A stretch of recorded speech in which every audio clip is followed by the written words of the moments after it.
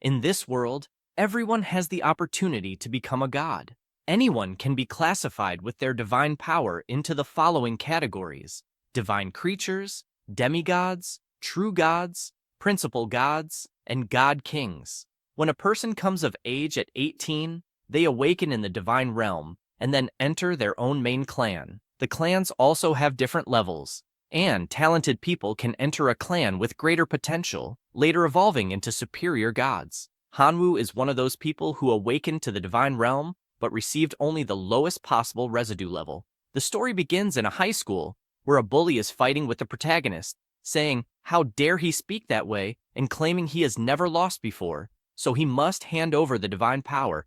Otherwise, he will have his divine domain core destroyed. This bully is named Jung Bin and is a powerful assassin at the school, with 5,000 members in his main army. Hanwoo responds that there is no divine power, and that if he has one, then it depends solely on him to take it. The protagonist says that Jung Bin is nothing more than a mere member of the Locust clan. This makes him reflect on why on earth he is challenging the school bully, and it all started days ago when he traveled to the divine realm, where everyone can become gods. He imagines that the owner of that body is a scoundrel, a pitiful creature who awakened to the divine realm at 18 years of age but received only the Locust clan. A bedridden person tells Hanwoo that his parents are lost in the chaos of the Imperial College and are probably still alive, so if an opportunity arises in the future, he should try to find them. He also remembers when a girl named Qin Shuang asked him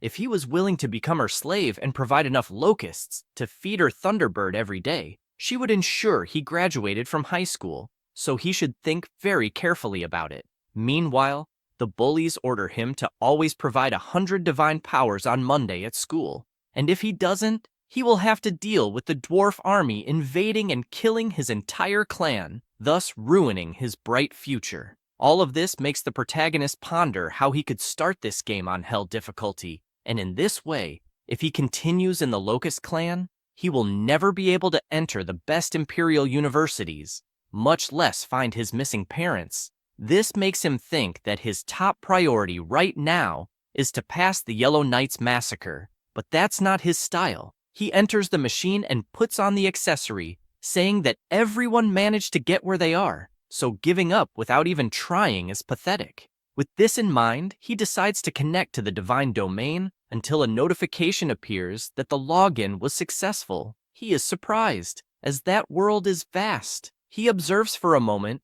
and notices the thousands of locusts from his main clan. He opens his system screen to check some of his data, see if there have been any updates, and says that according to his past life's memories, it seems there are only two options: the chosen son and the life sacrifice, and he is confused about what the difference between the two is.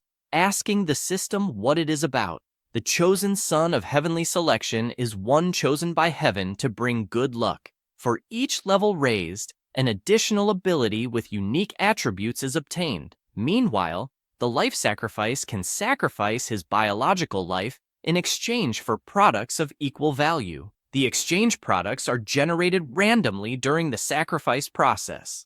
This makes him thoughtful, as the chosen son of heaven should be his golden finger. Meanwhile, the life sacrifice is an additional ability he will acquire with unique attributes during the divine biological stage. Thus, with these incredible powers, he will be able to work hard to fulfill his grandfather's last wish. However, his biggest concern at the moment is to get through the school bully's blackmail the next day. At this moment, he notices something on his system screen, as there was a lot of additional information. He observes all the benefits listed in the system until he finally understands how it works.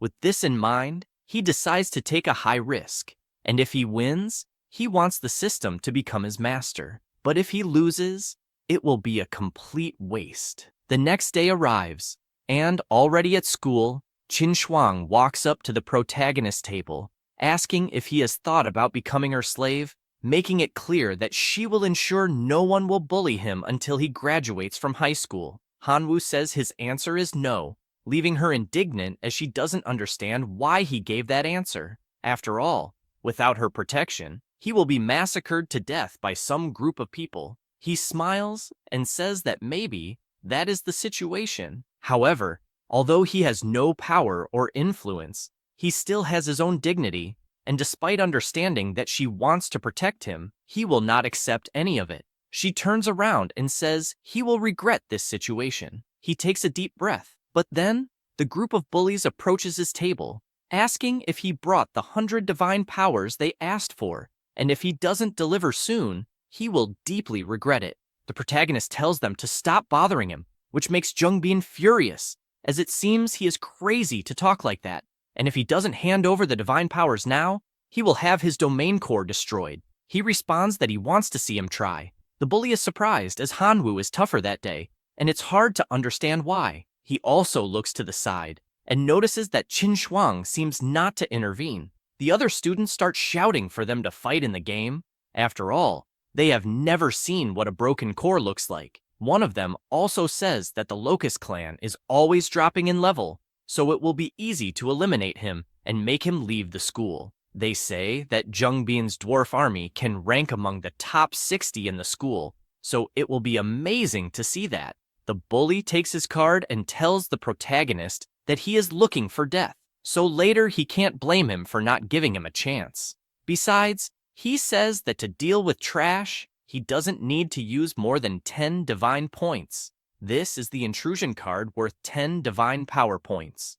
After blocking the target, a spatial teleportation portal will be generated within the target's divine domain, thus being able to invade the divine domain. Hanwoo immediately flies through the portal until he finally arrives in the divine realm. He stands before a giant door, wondering what it could be. Suddenly, it opens, and inside he can see numerous dwarves with a gloomy look. At the top of the gate stands the bully, saying that in the name of the dwarf god, he orders his army to destroy the fragile locusts until they finally destroy the divine core. With this order, the monsters start shouting excitedly. The other students can watch the fight on a screen projected by the system. They notice that the dwarf army is bigger than before, and probably the strength is already equivalent to the top 50. Another student disagrees, saying that each dwarf is equipped with an iron weapon, so the current strength is equivalent to at least the top 30. They also notice that there are elite-level life forms, and now Hanwoo will have no chance of winning. Qin Shuang observes this battle closely and notices the protagonist summoning his army of locusts. People are surprised, as they don't know what those red-colored insects are, and notice that they are explosive locusts, an elite life form, and as far as they knew, they were supposed to be common locusts. They didn't imagine there were elite-level explosive locusts, and there are many of them. Another student says that it doesn't matter, as even being elite, the combat power won't match that of the common dwarves. After all, trash is trash. The locusts fly towards the dwarves, causing a huge explosion shortly afterward. The protagonist smiles and remembers the previous day when he invoked a huge magic circle, as he was determined to make a big bet. He wanted to retain 10 million adults to maintain racial continuity, and the remaining 2,490,000,000 locusts were all sacrificed. With that, his magic circle is activated, creating a kind of pink fire, and within this fire were the sacrificed locusts. Then the system presents 3 options. The first is 10,000 elite goblin warriors. The second is the Eye of Life, capable of continuously emerging from the source of life to nurture and improve the surroundings. And lastly, a level 1 artifact, Explosive Heart. This makes him reflect that after the divine core, there is a certain chance of giving birth to contain explosions. The clan core gives the option of power division of the 10,000 goblin warriors, which will certainly solve the current crisis. But unfortunately, it is a disposable item, so it will not be able to handle a future crisis. The second option, the Eye of the Source of Life, seems like a long-term investment, but it will not be able to handle the bullying the next day. With that said, he decides to choose the third option, as it is an investment in the main clan, and has a sustainable impact, being the only plausible option to choose. An ice stone appears in front of him, making him grab and destroy it with his hand. An energy emerges until the appearance of the explosive locust, an elite creature that can cause explosions. It has no wisdom, obeying only the commands of the gods. It has a life cycle of 180 days. He grabs one in his hand and throws it forward, causing a gigantic explosion. This makes him realize that such power will not kill a common dwarf, but considering the quantity, the story might be different. The smoke from the explosion dissipates until the audience asks how the war situation is, as they can't see anything anymore. The dwarves are all on the ground, except for the elite dwarf. He is holding his stomach due to the injuries, but managed to withstand the explosions. In front of him is Hanwoo, with his army of red locusts.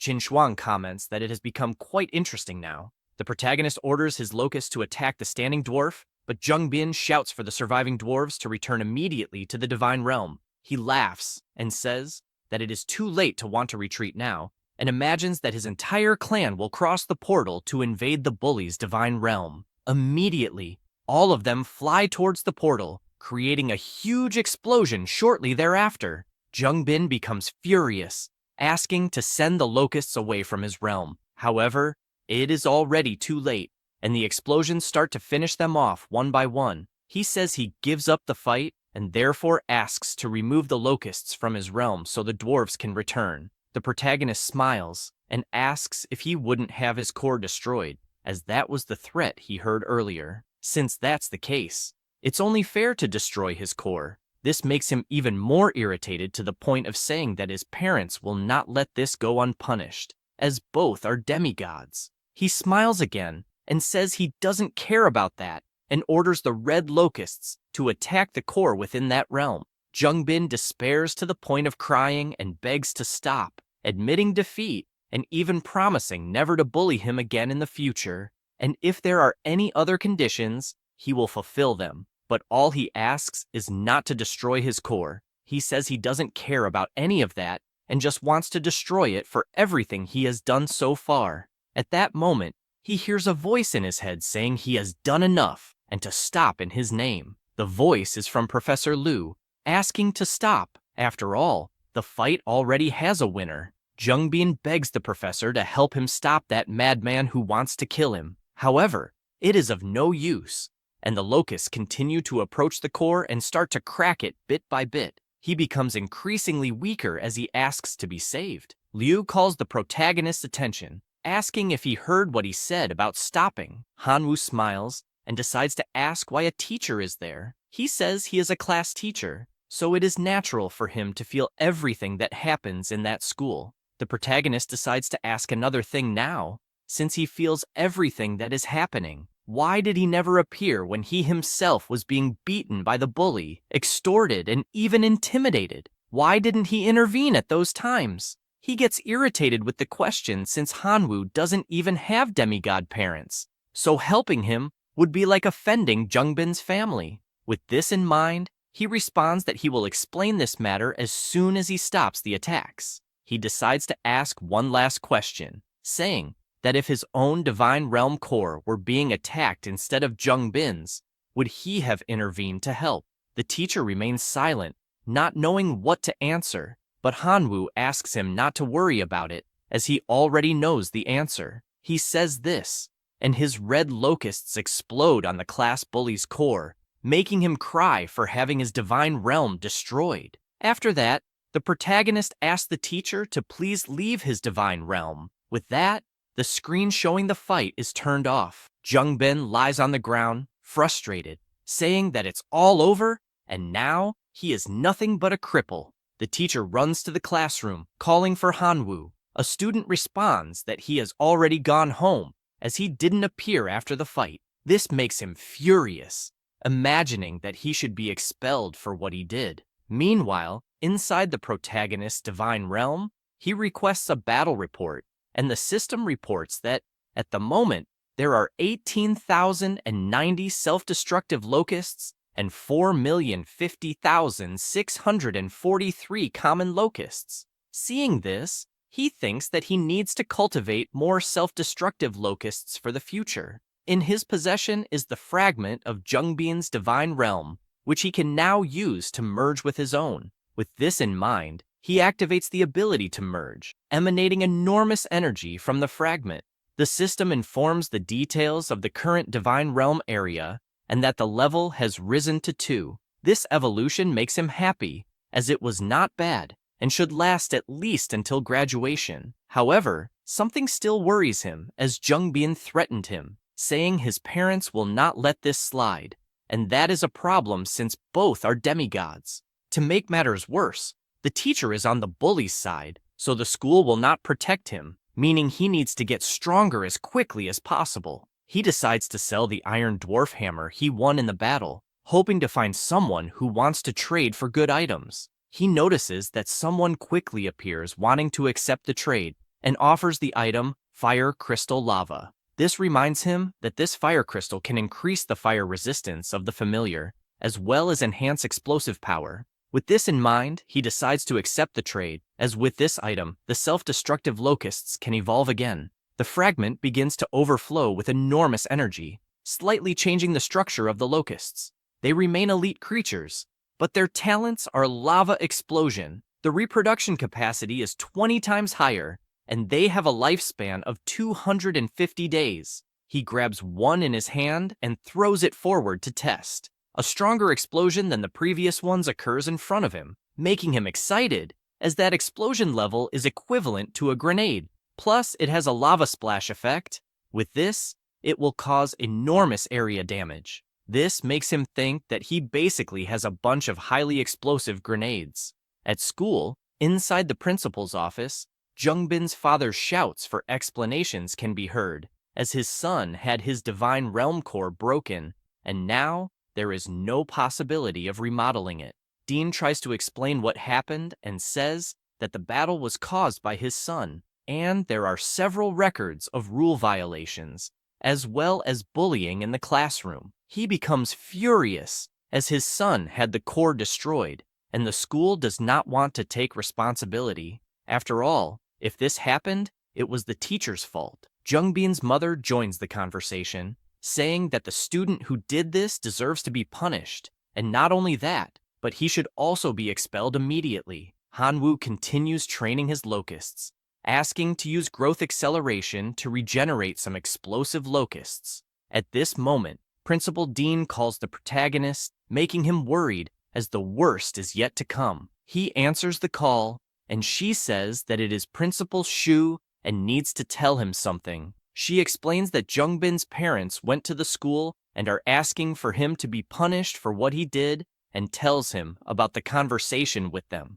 The student's mother was furious, demanding that the protagonist be expelled immediately. Dean explained that after an investigation, they discovered that it was their own son who initiated the invasion of the Divine Realm, and that Hanwoo only won using his own strength, without any cheating. With that said, there are no grounds for his expulsion. She became furious to the point of asking if the school was really going to try to cover up for a bad student who goes around destroying his classmates' cores. The principal asked her not to distort the facts. After all, Hanwoo has always been an excellent student who follows the rules.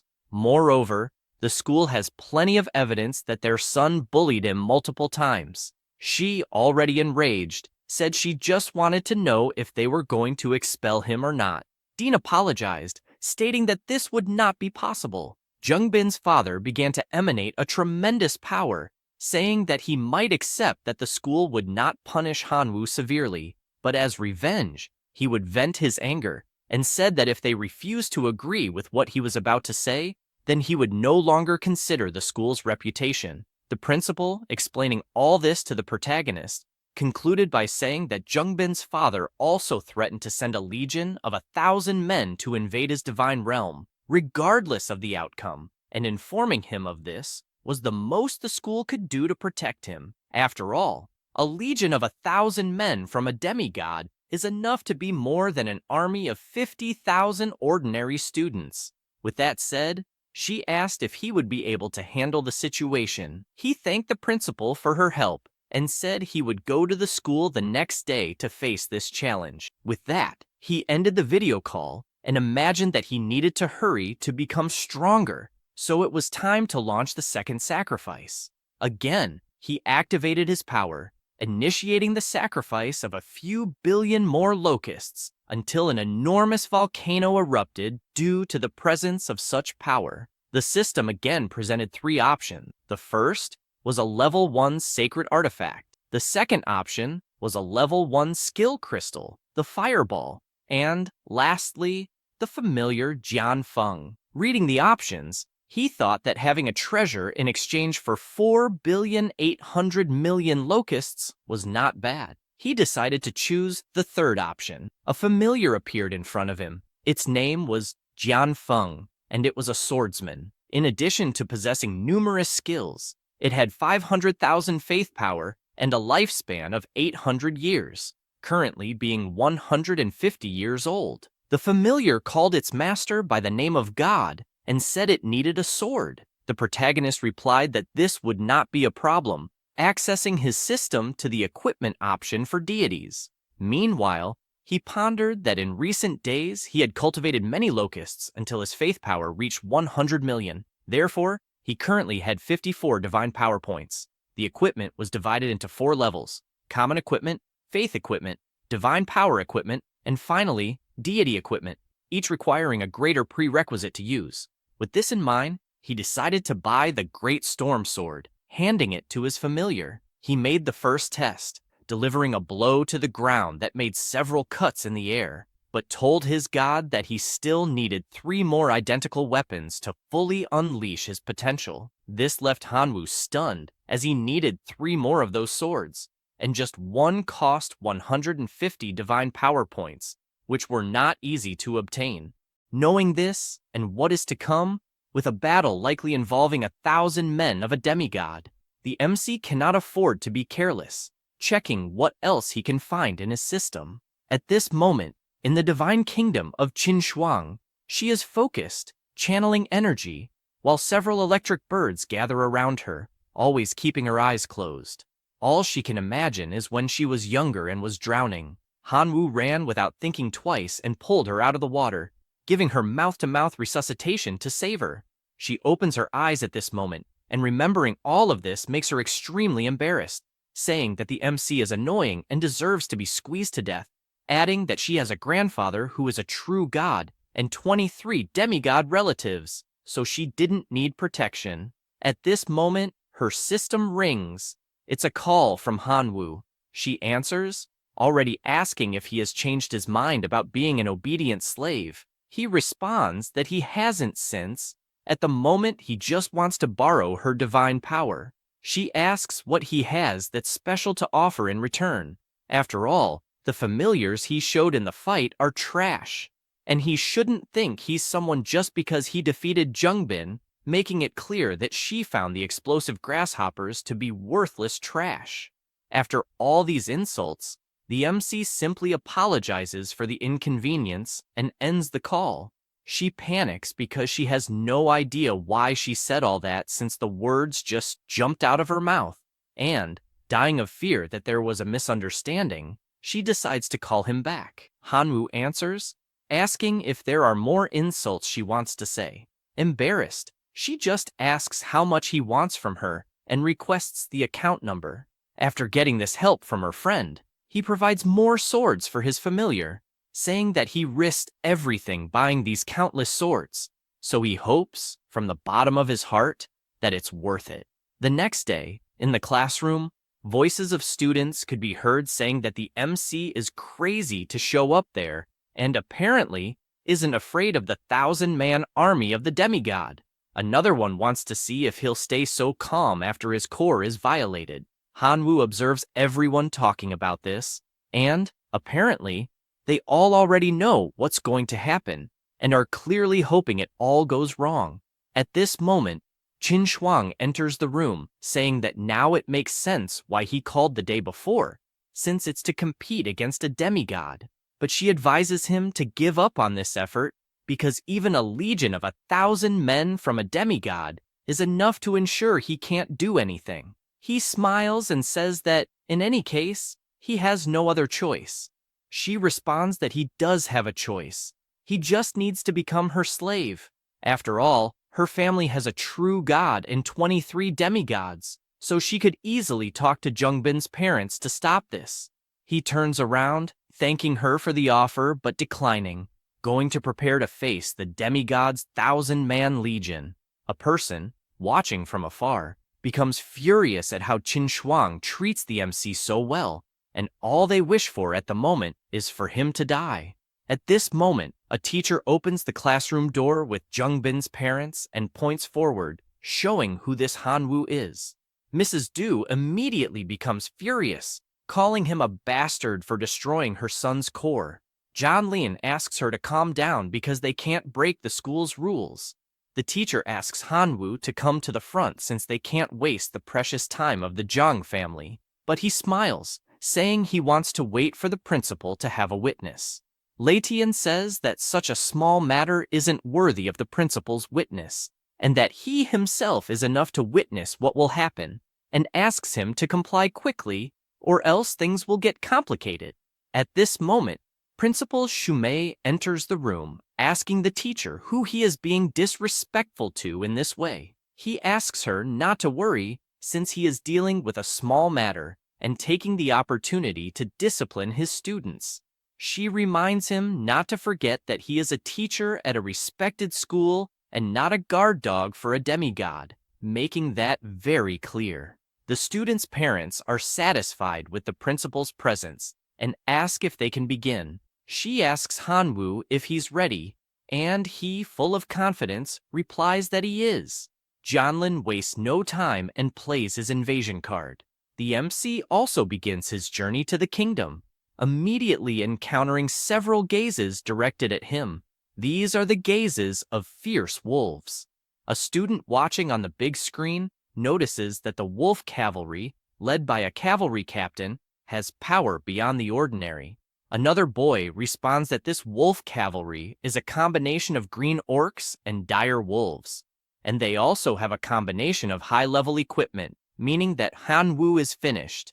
The wolf army prepares to face the MC, as does Janlin, overflowing with immense power as he calls him a bastard for destroying his son's divine core, and for that reason, he will pay with blood. Qin Shuang observes the troops used by the man, and the wolf cavalry is clearly counted as 2 units. Originally, they said they would send a legion of 1,000 men, but at the moment, there are 2,000 combat units, which is a major cheat. The principal remains silent since there is nothing she can do about it. The wolves advance on their master's command, just as the explosive grasshoppers also appear in favor of the MC, impressing some students. After all, there are 7 million elite grasshoppers, and they find it strange, since the day before there were only 20,000 left, having no idea how it was possible to cultivate so many in such a short time. It's almost frightening. Another says it won't make a difference since he's facing the elite of the elite, which are the mounted wolves, and unfortunately, there's nothing that can be done. Several explosions begin to happen, and they realize that millions of grasshoppers were sacrificed for nothing, since only a few mounted riders were slightly injured. Letian says that, indeed, Hanwoo is talented, but he has encountered an obstacle he won't be able to overcome. Otherwise, he might have made a name for himself at the school. Another student finds the unfolding of the fight strange and asks everyone to look closely at the screen. A giant cloud appears in the sky, surrounding the wolves, and it begins to rain explosive grasshoppers, scaring the monsters. The explosions from these grasshoppers were colossal, wiping out all the wolves within the blast radius. Qin Shuang is impressed by what she's seeing and asks what the hell is going on. After all, what kind of grasshopper is this that causes such a powerful explosion that it shoots magma into the air? The principal looks back and asks if there is any student or teacher who has the ability to detect the grasshoppers to provide accurate information about them. A young man uses his power and says that those are evolved elite forms of the explosive grasshoppers. Sumei is pleased to hear this and says it was an excellent job by her student. Jianlin, however, is unfazed by so little and asks if they really believe they can destroy his cavalry with so little, and orders his monsters to use their supernatural powers. With this, the leader howls, overflowing with powerful energy, as do the other wolves, who begin to blow a blue wind, thus creating the penetrating aura of ice to successfully counter the explosions.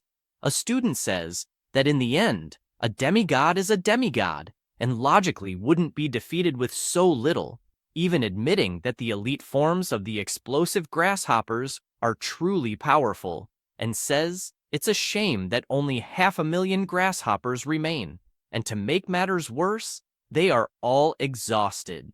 Jianlin, determined to show what true fear is, says he will completely destroy the MC's core, and, with that, he will be expelled from school, reaching rock bottom, and orders his wolves to run and completely destroy Hanwoo's core.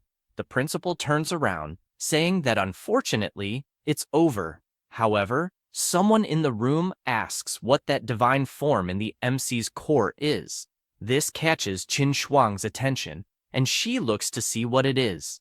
She only sees the wolves staring at a shadow, and upon looking closer, she notices that it is a familiar. One of the students asks if those aren't the storm swords that cost 50 divine powers, so 4 would cost 200, and the math doesn't add up since Hanwoo is an orphan and shouldn't be rich enough to buy these weapons. The principal explains that this is Jian Feng, who belongs to a clan with extraordinary life forms. A student says that it probably doesn't make a difference anymore. After all, they are facing the army of a demigod, and the cavalry captain will likely deal with that warrior while the rest of the wolves destroy the core. She reflects more on what she's seeing, and, judging by the appearance of that familiar, it's not an extraordinary life form, but rather a genuine heroic life form. Jianlin is also surprised by what he's seeing. After all, in his entire life fighting for decades, he only managed to produce one heroic form. So how could a high school student have achieved such a feat? He orders his wolves to destroy the core immediately, because after doing so, he will be able to capture this heroic life form for himself. Jian Feng begins to gather energy in his eyes, and prepares as several mounted wolves are coming his way.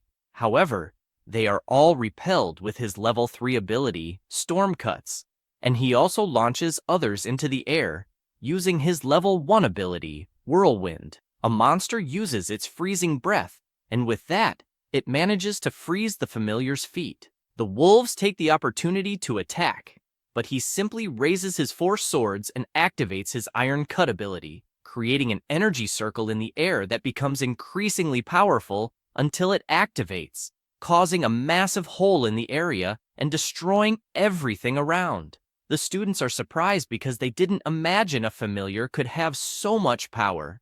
Meanwhile, Jian Feng simply stands before the defeated wolves. Jianlin starts to get worried about the situation and asks the wolf cavalry captain to defeat the enemy. The monster positions itself and, overflowing with enormous power, prepares for battle. Suddenly, a voice asks if the demigod really intends to break the promise. He turns around and notices that the director is present and immediately responds that no, he would never dare do that, and asks the cavalry captain to retreat, along with the entire army.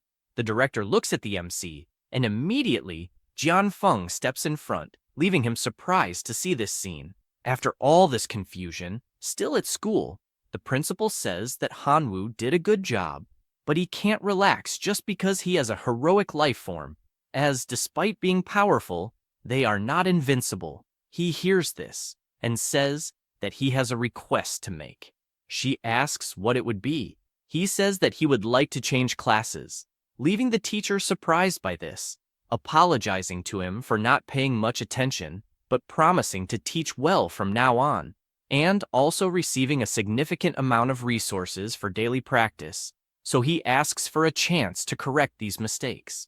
He says, this thinking that clearly this student will become strong and enter a university, so he himself will receive incredible rewards for having helped. However, it's no use since the MC responds that he doesn't want that. His only desire is to change classes. The principal explains that he can't just change classes as he wishes since the school has its own regulations, and says that if he insists so much on it, he must pass the test assigned by the school, and if he succeeds, She herself will help him with the change. He accepts the test and says he will do as she instructs. Qin Shuang immediately shouts that she would also like to apply for this test. The teacher feels embarrassed and asks his student that if she doesn't like something about her teacher, she can speak up. But it's not necessary to go so far as to want to change classes. She replies that she has no dissatisfaction, she just doesn't want to stay there anymore. Xiaolong also stands up, telling the principal that he would like to take this test. Letian asks the class monitor what he is doing. He thanks for the help he's received so far, but he doesn't want to stay in that class anymore. He also turns to Qin Shuang, imagining that he can't let anyone else have her. The principal informs them that she will prepare the test for the following day. Outside the school, Qin Shuang runs up to the MC, asking how on earth he managed to obtain a heroic life form. He says that this matter is none of her concern, but she responds that it is. After all, he owes 150 divine power points, and if he cannot pay it back, he must become a slave to settle the debt. So the least she is entitled to know is how he acquired a heroic life form. He makes it clear that if she wants to collect the debt, he will pay 5 divine power points as interest.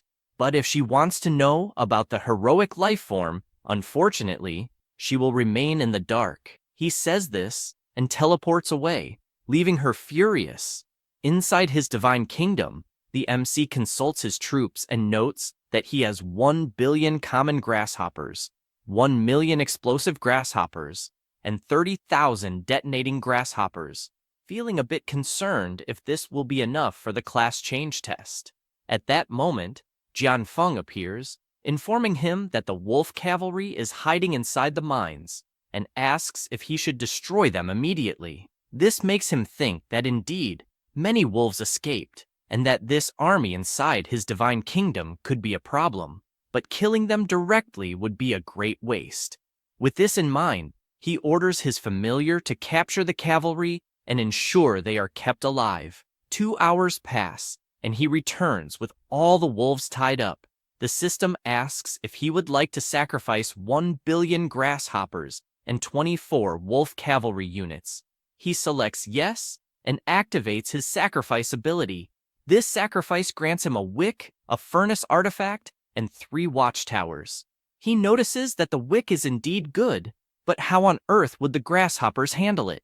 The same goes for the furnace and watchtowers, and he thinks that, unfortunately, none of these items are interesting to him. At this moment, he remembers that he captured a few hundred dwarves in his battle against Zheng Bin, and wonders what happened to them, activating his god's eyes.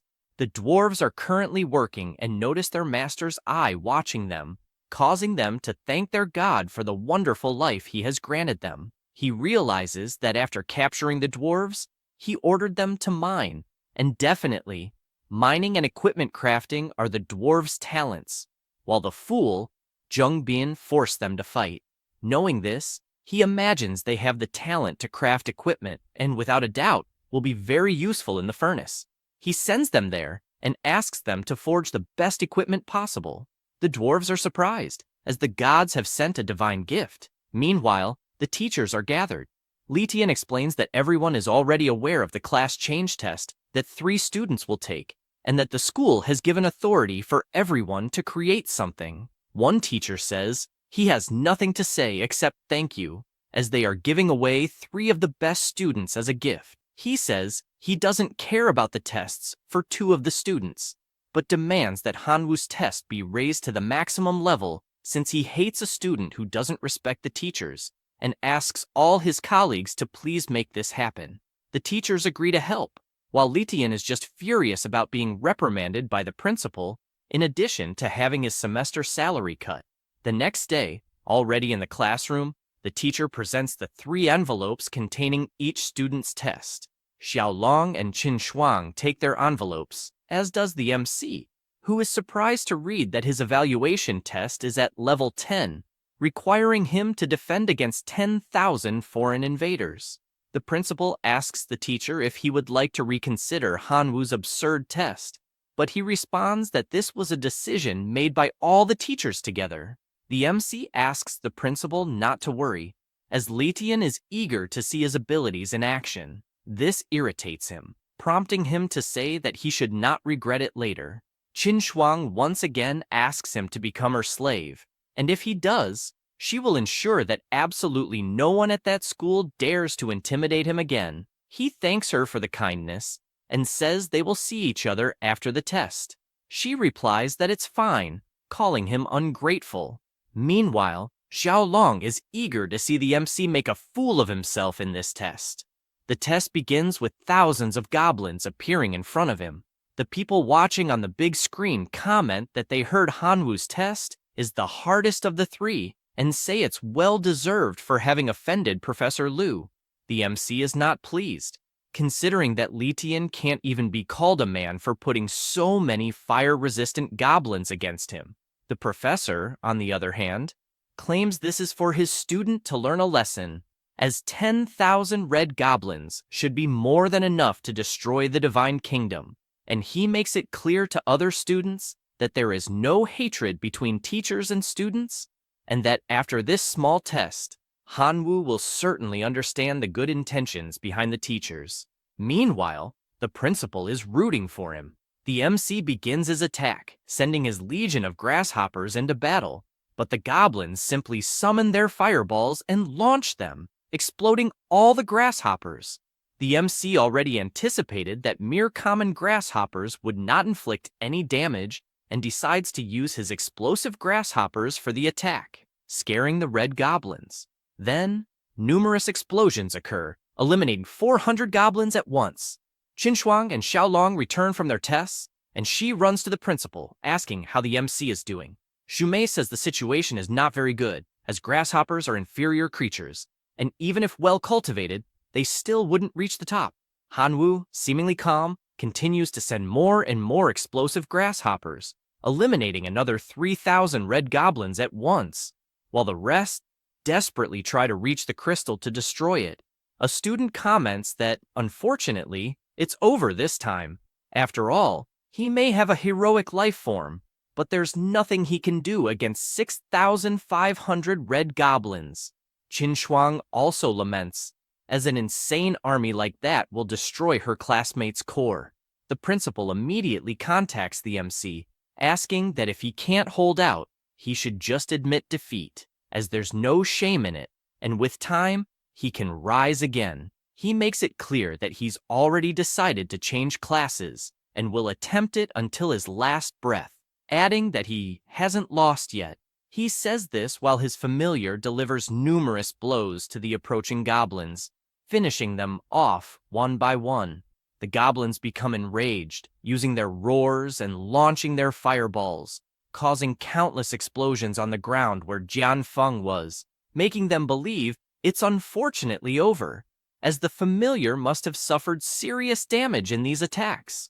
The professor is the most excited, saying that Hanwu must learn the lesson this time, until a student asks them to look closely. An army of dwarves emerges in the middle of the battle. They position themselves asking to protect their god, leaving the red goblins frightened, as an army of dwarves is attacking everyone. The students watching are surprised, asking if this isn't the same faction Zheng Bian had, and, with all this talent, Hanwu must be at the very least in the top 10 of the year. With the dwarves' victory over the red goblins, the MC celebrates, having won even while at a disadvantage. The principal and Qin Shuang are also pleased with the result, unlike the professor, who is irritated by this victory. With the return of the three students, all the teachers want to recruit them for their respective classes, making it clear that they will provide the maximum resources possible for each one. Xiaolong can only imagine going wherever Qin Shuang goes, regardless of which class it will be. The MC is bothered by something, asking the principal why his test was so difficult. She explains that the level of each student's test was chosen collectively by all the teachers of that grade. He says he understands and kindly asks to check each vote. She agrees and hands over the summary of opinions about the class transfer test evaluation. All the teachers are dissatisfied with Letian, as it was a disaster supporting him against the student. Hanwu goes to two teachers who clearly voted fairly and asks what resources they would provide if he joined one of them. The first teacher says that this test made it clear that MC's ability to cultivate dwarves, and if he joins his class, he will provide an army of 10,000 dwarves. With this, he will easily make it into the top 10 and have a bright future. The other teacher says that central family cultivation is the most important and has several resources on hand that will be useful in cultivating insects. So, if he joins his class, he will fully assist in the life transition of grasshopper species. With that decided, Hanwoo tells Professor Tianwen that he would like to join his class. The girl, knowing the MC will go there, says she also wants to join that professor's class. The same goes for Xiao Long, as he will go wherever the girl goes. The professor is delighted that so many students decided to join his class, and that's how you win the Outstanding Teacher Award. Besides that, it is great that so many good students are joining his class. He presents a gift to the MC as thanks for deciding to join his class. He notices it is a hive construction letter that occupies a square kilometer of land and can hatch 1 million insectoids annually. This makes him happy, as it was literally tailor-made for him, and he begins to think about his future strategies, as after setting up the hive in his divine realm, he will be able to bless it with 2 level 1 relics. The hive will perfectly amplify the power of both relics and, consequently, the eggs within it. Thus, he will be able to obtain 1 million grasshoppers every year. With this in mind, he thanks the professor for the generosity, and the professor says there is no need to thank him. Just deliver the best results,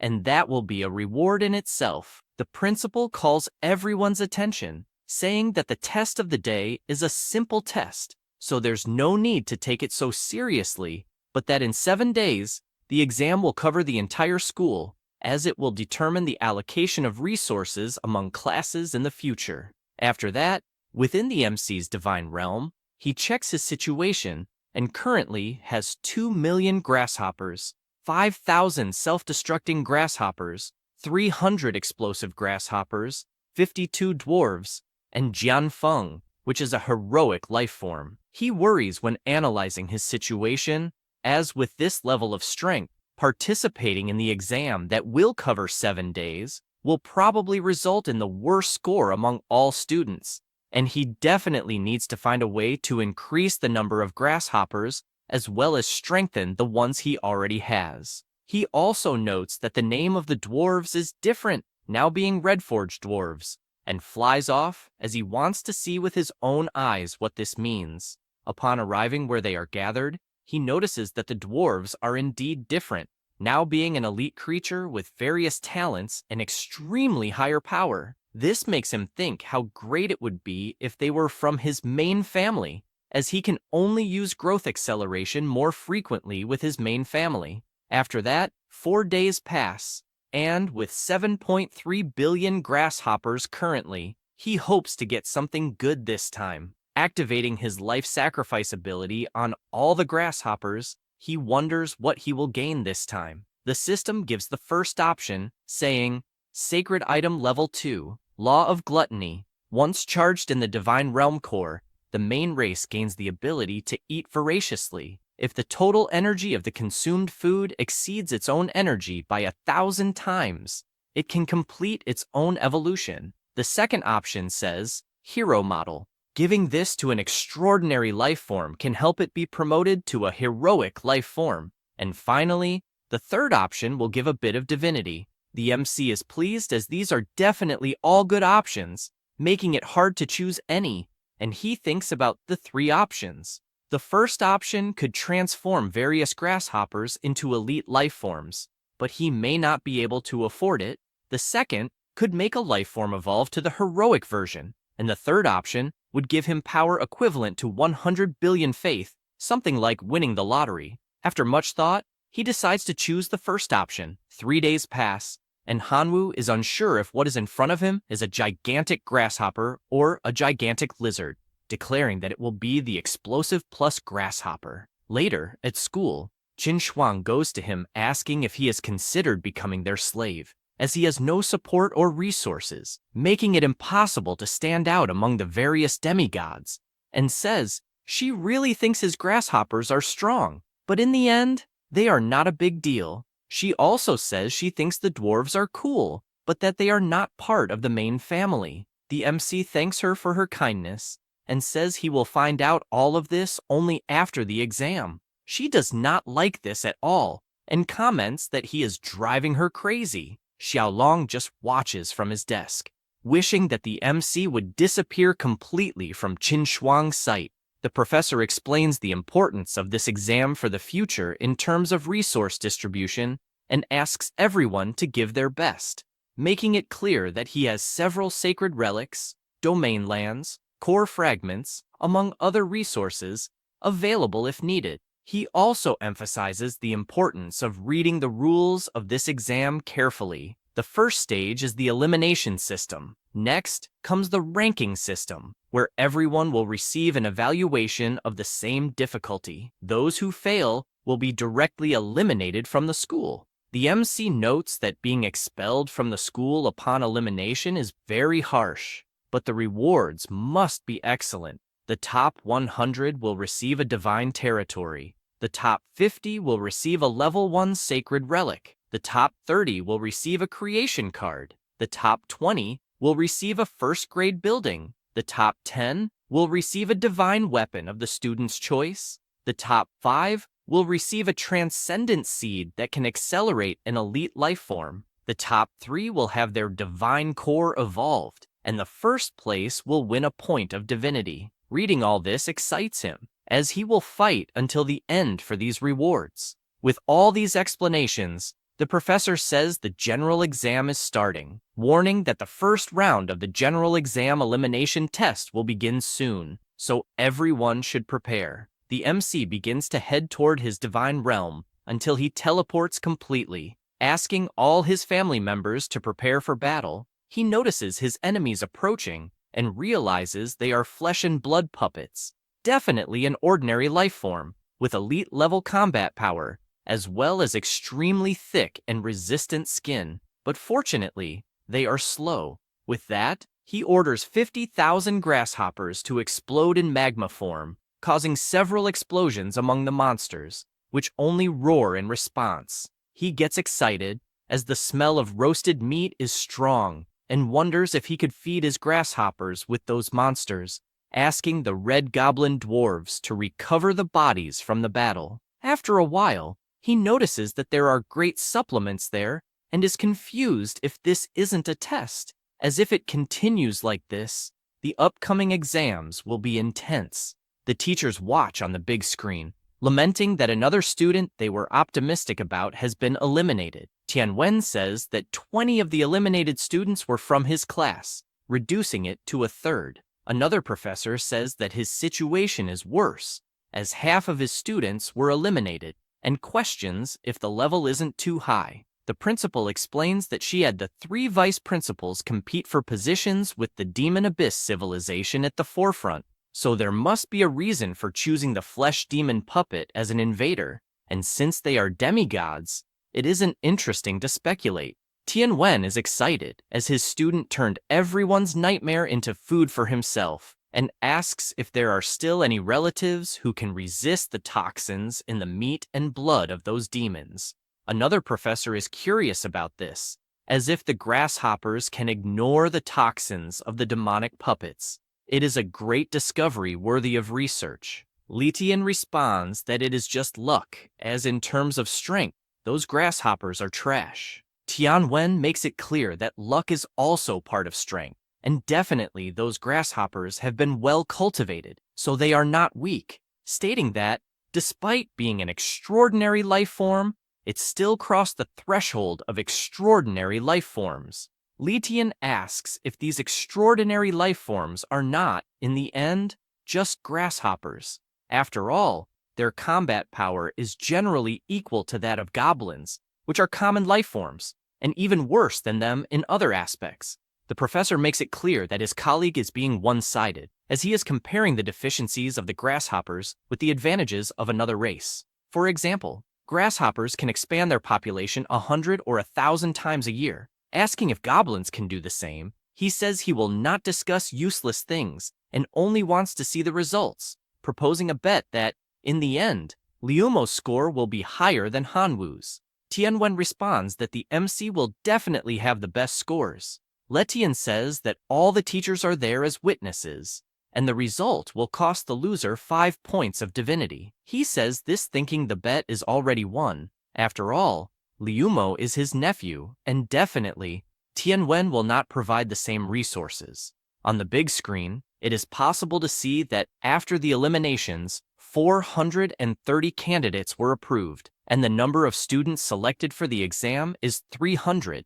Lichin says that there are only useless bastards, as there are still 130 people left who passed. Another professor asks him not to blame the students, as it is not uncommon to fail due to the level of difficulty. The ranking test will begin, with various skeleton warriors appearing. The teachers ask if that's really all there is, as it seems more like a giveaway. The MC gets excited, as he has a billion hungry baby grasshoppers, and suddenly, so many skeleton soldiers appear, it must be a joke. He orders his grasshoppers to completely devour that army. The skeletons, despite having glowing eyes, had nothing they could do. 2 hours pass and he feels relieved, as it was a great appetizer. However, the second wave of skeleton soldiers begins, but are immediately exploded by the self-destructing grasshoppers. He observes that if the lava continues to rise higher and higher, these skeleton soldiers will not be able to swim through it,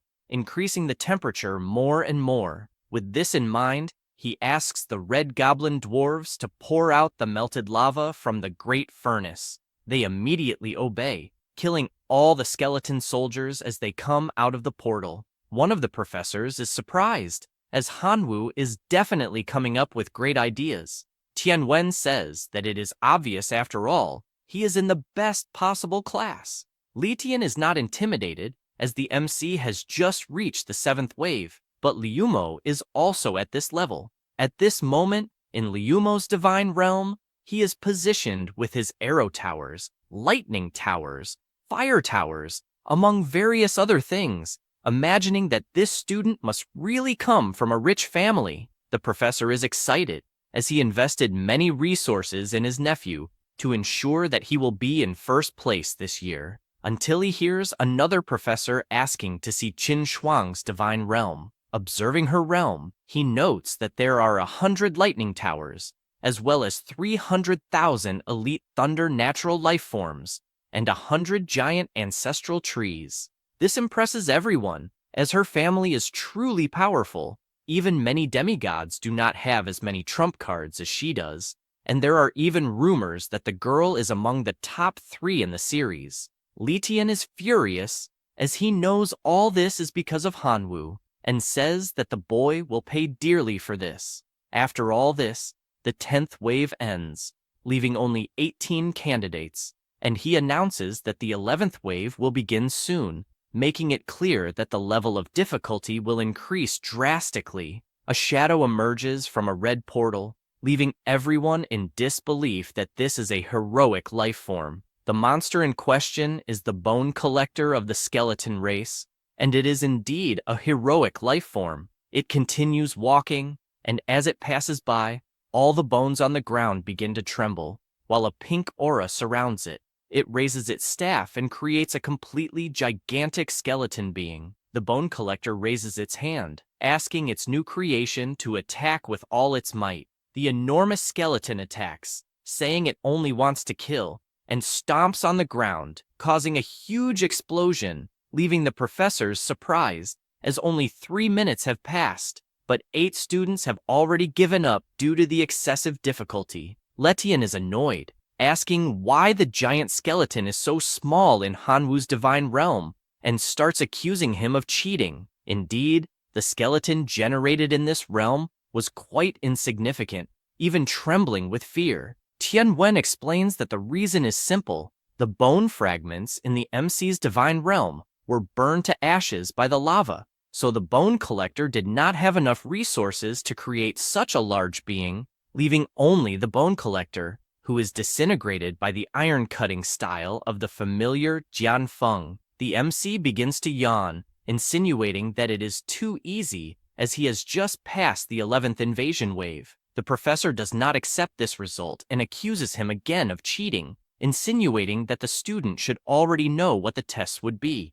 Tianwen asks what evidence he has for this accusation. The professor accuses him of protecting his own student, saying he will report him to the educational authorities, making it clear that everyone there is sensitive. But Hanwoo's unusual fighting style is suspicious after all. Who would think of cleaning the battlefield after defeating the skeleton soldiers? If he did that, it's because he knew that eventually the bone collector would appear needing bones to summon its greatest creation, and he makes it clear that he strongly suspects that Hanwoo already knew about the tests in advance, which is a cheat that the school should investigate. The principal makes it clear that the content of the exam was decided by the Supreme Director before leaving, and that even she did not know the content of the tests, asking the professor if he really thinks the Supreme Director would have done something so stupid. He panics and says no, that he must have been wrong, and that Hanwoo defeated the bone controller by sheer luck, but insists that even if there is no cheating, his scores are very unfair compared to the other students. She asks if Letian, as a demigod, is aware of how ridiculous these words are. After all, the civilization of the divine realm has never been about justice, but rather about survival, and one cannot compare the scores of anyone with anyone else. Highlighting the justice that the professor mentioned, she says that he himself used his authority in favor of his nephew, providing him with resources.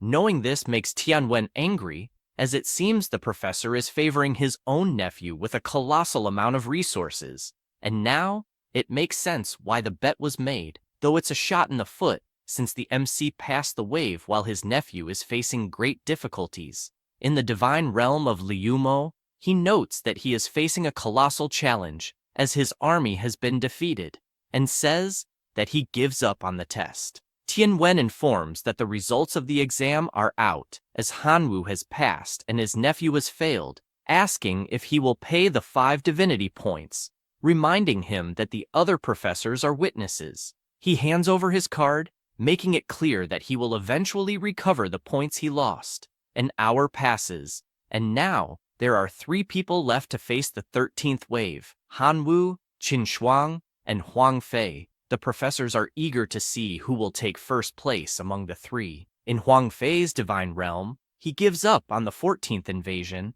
as the level has become absurd. Qin Shuang, reaching the 16th invasion wave, also gives up. The principal is pleased to see Hanwoo in first place, continuing strong with his explosive locusts in the 20th invasion wave, causing explosions throughout the battlefield. A giant skeleton is generated as the smaller ones are killed, but the familiar Jian Feng appears with its annihilation technique, cutting the giant into pieces. 15 minutes pass, and the system announces that the 21st invasion will begin, making it clear that the difficulty level will increase dramatically and asking everyone to be prepared. He gets excited, as it seems a great challenge is coming. He notices that a colossal portal has appeared before him and is surprised, as it is much larger than normal. Emerging from within, sitting is the Supreme Lady of the Skeletons, and, as the system made clear, the difficulty level has indeed increased dramatically. Even the teachers are surprised, as that is the Supreme Lord of the Skeletons. The MC observes closely and is aware that the difference in strength is colossal, imagining that the best thing to do is to stop there. That said, he raises his hand in surrender. She, frustrated, asks why he is doing this, and the portal begins to pull her back out of the realm. She roars, furious, and throws a piece of bone that flies past him, causing a giant explosion, even though it was just a simple attack. He asks what the hell that was until the portal finally closes, and he is sent back to the normal world, ranking first on the leaderboard. The final result was, Tianwen's class scored a total of 252 points, placing first, 20 points ahead of the second place. Meanwhile, Letian's class scored 192 points, placing 8th. The teacher is furious with this defeat, as in his mind, his class had more than the obligation to be in first place. The other students who failed are worried, as they don't want to be kicked out of school. Hanwoo only cares about celebrating since he came in first place. An hour passes, and the rewards start to be distributed. The MC received an iron ore resource card, a divine territory worth 100 divine powers, a card that can be exchanged for a level 1 sacred item, a level 1 temple, a divine weapon worth 100,000, a card of extraordinary seeds, one more level in the divine realm, one extra point of divinity, and lastly, a familiar reproduction card. The students are surprised to see these rewards on the big screen. The MC is thoughtful since he needs to carefully consider what types of rewards would be best to trade with the cards. Tianwen tells him not to worry, because he will guide him on which are the most suitable. This makes him happy, as his teacher is really reliable. In the MC's divine realm, he uses his territory card, expanding it to 20 square kilometers. Additionally, he uses the relic, and all the items he won were applied. He carefully examines the weapon and is aware that the trade card only allows for one exchange, and giving just one to his pet is useless. Imagining that it might be interesting to give a hammer or something like that to the dwarves, he finds a war hammer valued at nearly 1 million divine power, and it was forged from the core of the infernal hydra of the Supreme Lord. The minimum requirement is to have a heroic fire life form. He knows that unfortunately, he won't be able to use it immediately, so he will have to wait for one of the red dwarves to become a heroic fire life form. An hour later, still at school, the teacher comments on the overall exam and firmly believes that those who remain at the school are the elite. He also mentions that he would like the top 3 students in the class to come on stage to receive their prizes. The 3 go to the front, while the teacher explains that Hanwoo performed excellently in the overall exam, securing first place, and the reward will be the choice of any superior resource. Hearing this makes the MC thoughtful, wondering what is in the treasure chest of resources. The system lists the options, which are Giant's Fist, Fountain of Life, Iron Mine Core, Level 2 Skill Frozen Missile, Level 2 Buildings, Goblin Nest, and finally, an extraordinary life form, Linger. Without thinking twice, he chooses the Fountain of Life. Basically, it is a water fountain with vital energy, which can be used in large quantities to nourish life and improve the environment. The teacher acknowledges how incredible Hanwoo is for this choice, as he is not stubbornly seeking power, but rather recognizing his own strengths and looking to develop them. After that, a person approaches, congratulating the MC since he suddenly became rich, and asking his colleague to sell the divinity he won in the overall exam, offering to exchange it for 105 million divine power. He just wonders how this guy comes in wanting to give orders, even though he seems rich for offering 5 million extra, asking why he wants it. The boy responds that there is no specific reason. He just wants to know if the MC agrees to make the trade for 105 million divine power, as that's enough power to focus on the locusts or wherever he wants. The MC refuses the request. The student insists, saying that his grandfather is preparing to be promoted to a true god and needs divinity. So, if the MC sells that divinity, the student himself will owe a favor, in addition to the agreed divine power. This makes him think, as 105 million divine power is really a lot, and with all that, he would be able to greatly increase his locust army. He replies that it is indeed an interesting offer until his phone rings, and when he checks it, he's shocked, as Qin Shuang is sending a message asking him to sell the divinity to her for an incredible 150 million. He can't believe such an absurd amount and thinks that this girl definitely has money to spare. She asks if he really thinks 1 point of divinity is only worth 100 million. She also asks if he has no common sense. Although it's true that a bit of divinity can be condensed with 100 million divine energy, that only happens if the god produces and sells it. Moreover, if it were mixed with the power of faith from other gods, the success rate of divine power condensation would be greatly reduced. Therefore, The current price of divinity is 145 million divine power, but there's not even a market for it. He starts to understand better after this explanation, which means that Shuju was trying to scam him. With that in mind, he makes it clear to his classmate that he rejects his offer, leaving him nervous, asking the MC not to get so cocky just because he got first place in the general exam. However, the MC no longer cares about anything, as 150 million divine power has just been deposited into his account, feeling rich at this moment.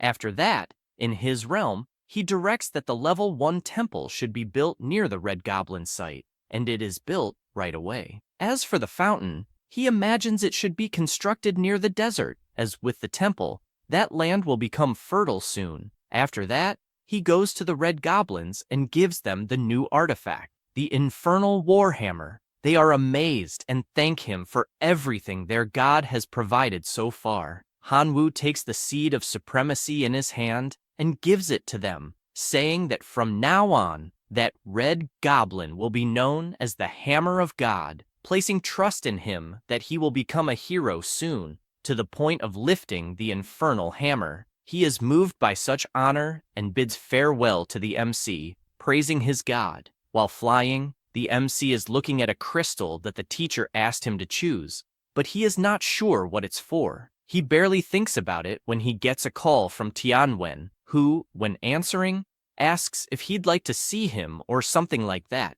The teacher talks about the question of who would be better, Hanwoo or Liumo, and with that, the teachers bet 5 points of divinity, with Tianwen himself winning that bet. He says he would like to give a divinity card equivalent to 150 million divine powers. Then, he explains the other war reward he won, which is the egg laid by the celestial demon insect king, and refined using a special method, which, even dead, will produce 10 liters of magic fetus every day. He emphasizes that, at the time, he said he would support him with every possible resource regarding the core familiars, imagining that for now, it is the only way to help the locusts make a leap in life. This makes the MC reflect that he doesn't have the support of the other teachers, as they consider the locusts useless. But he is aware that if the locusts mastered the path of life leap, assimilating with the celestial demon insects, they would have great potential overall.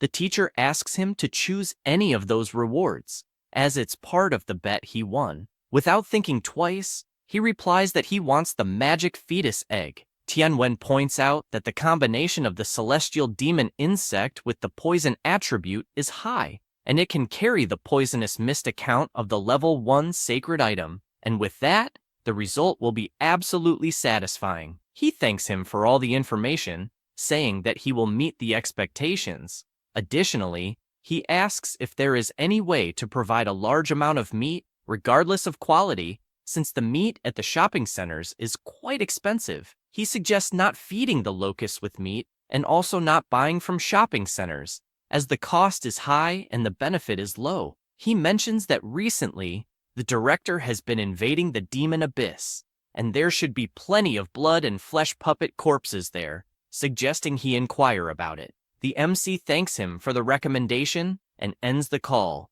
As he continues walking, he imagines that the effect of level 2 gluttony is quite powerful, as his locusts in the divine realm ate very quickly. Now, the realm's standard production cannot satisfy their appetite, so the best policy will be to find a food source as quickly as possible. He thinks about it and places the magic fetus egg under the ancient tree to make it produce essence faster. After that, 2 days pass, and he notices that some locusts apparently have already eaten the magic fetus eggs, becoming anxious to see what kind of creature will emerge from the cocoon. He also wonders how much longer it will take since 2 days have passed and still nothing. No sooner does he say this than he sees the cocoon cracking, feeling happy that the time has come.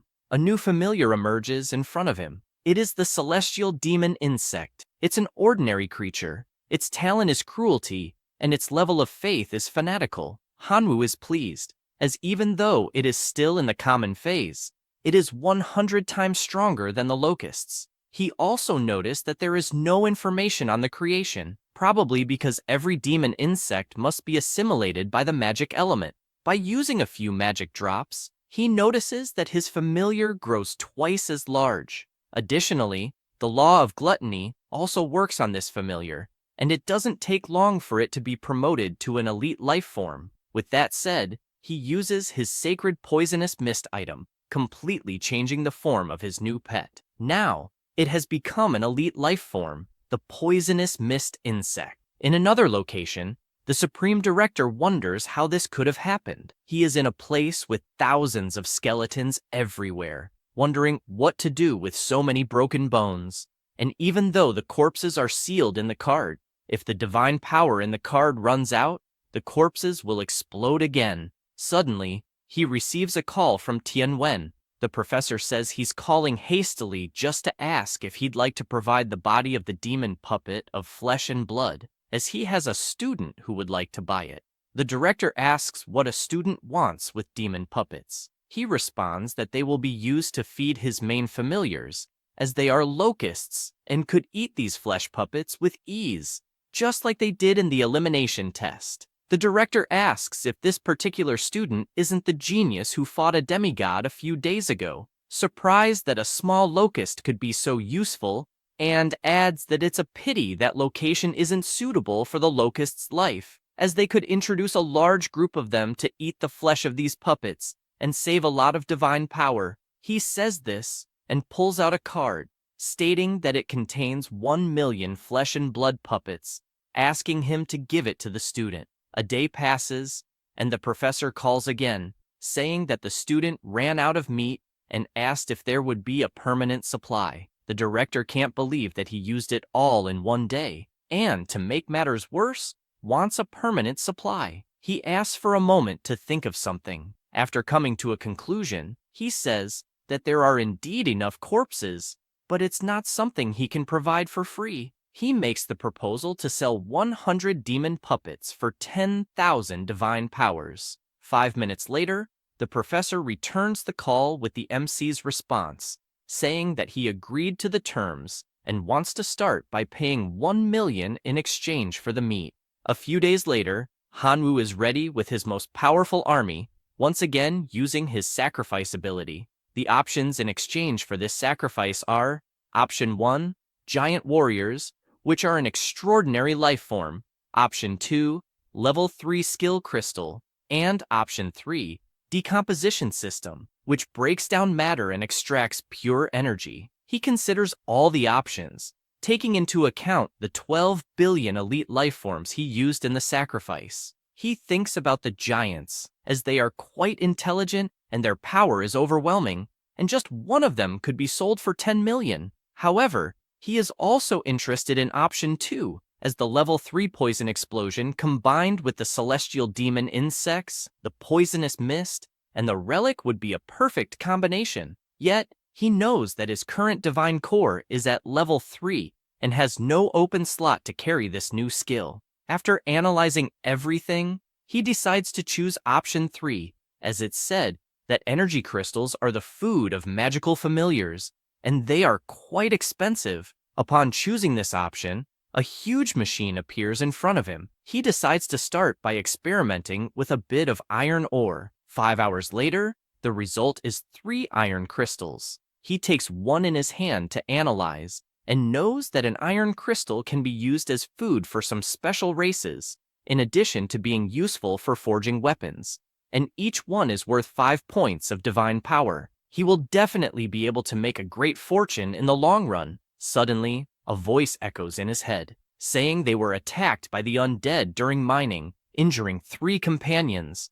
At the moment, the leader of the Red Dwarf clan is in battle, asking for their god's support if possible. He is surprised, as apparently the temple is contacting him, but he doesn't understand how on earth there are undead in his realm. To better understand what is happening, he uses his divine vision and sees the Red Dwarf facing an undead, but finds it strange that the undead's clothing is very similar to the Supreme Lord's. He also finds it odd that the enemy is handling such a powerful dwarf so well. He gets excited, as this is incredible, and tries to consult the information on the monster, but is startled to find that the consultation failed, as the skeleton is not his follower, and he has no other means to view the information. Suddenly, Jian Feng appears to face this new challenge, delivering the first blow quickly and making the skeleton's head fall to the ground. However, right after, the skeleton rises again with its entire body. The MC appears,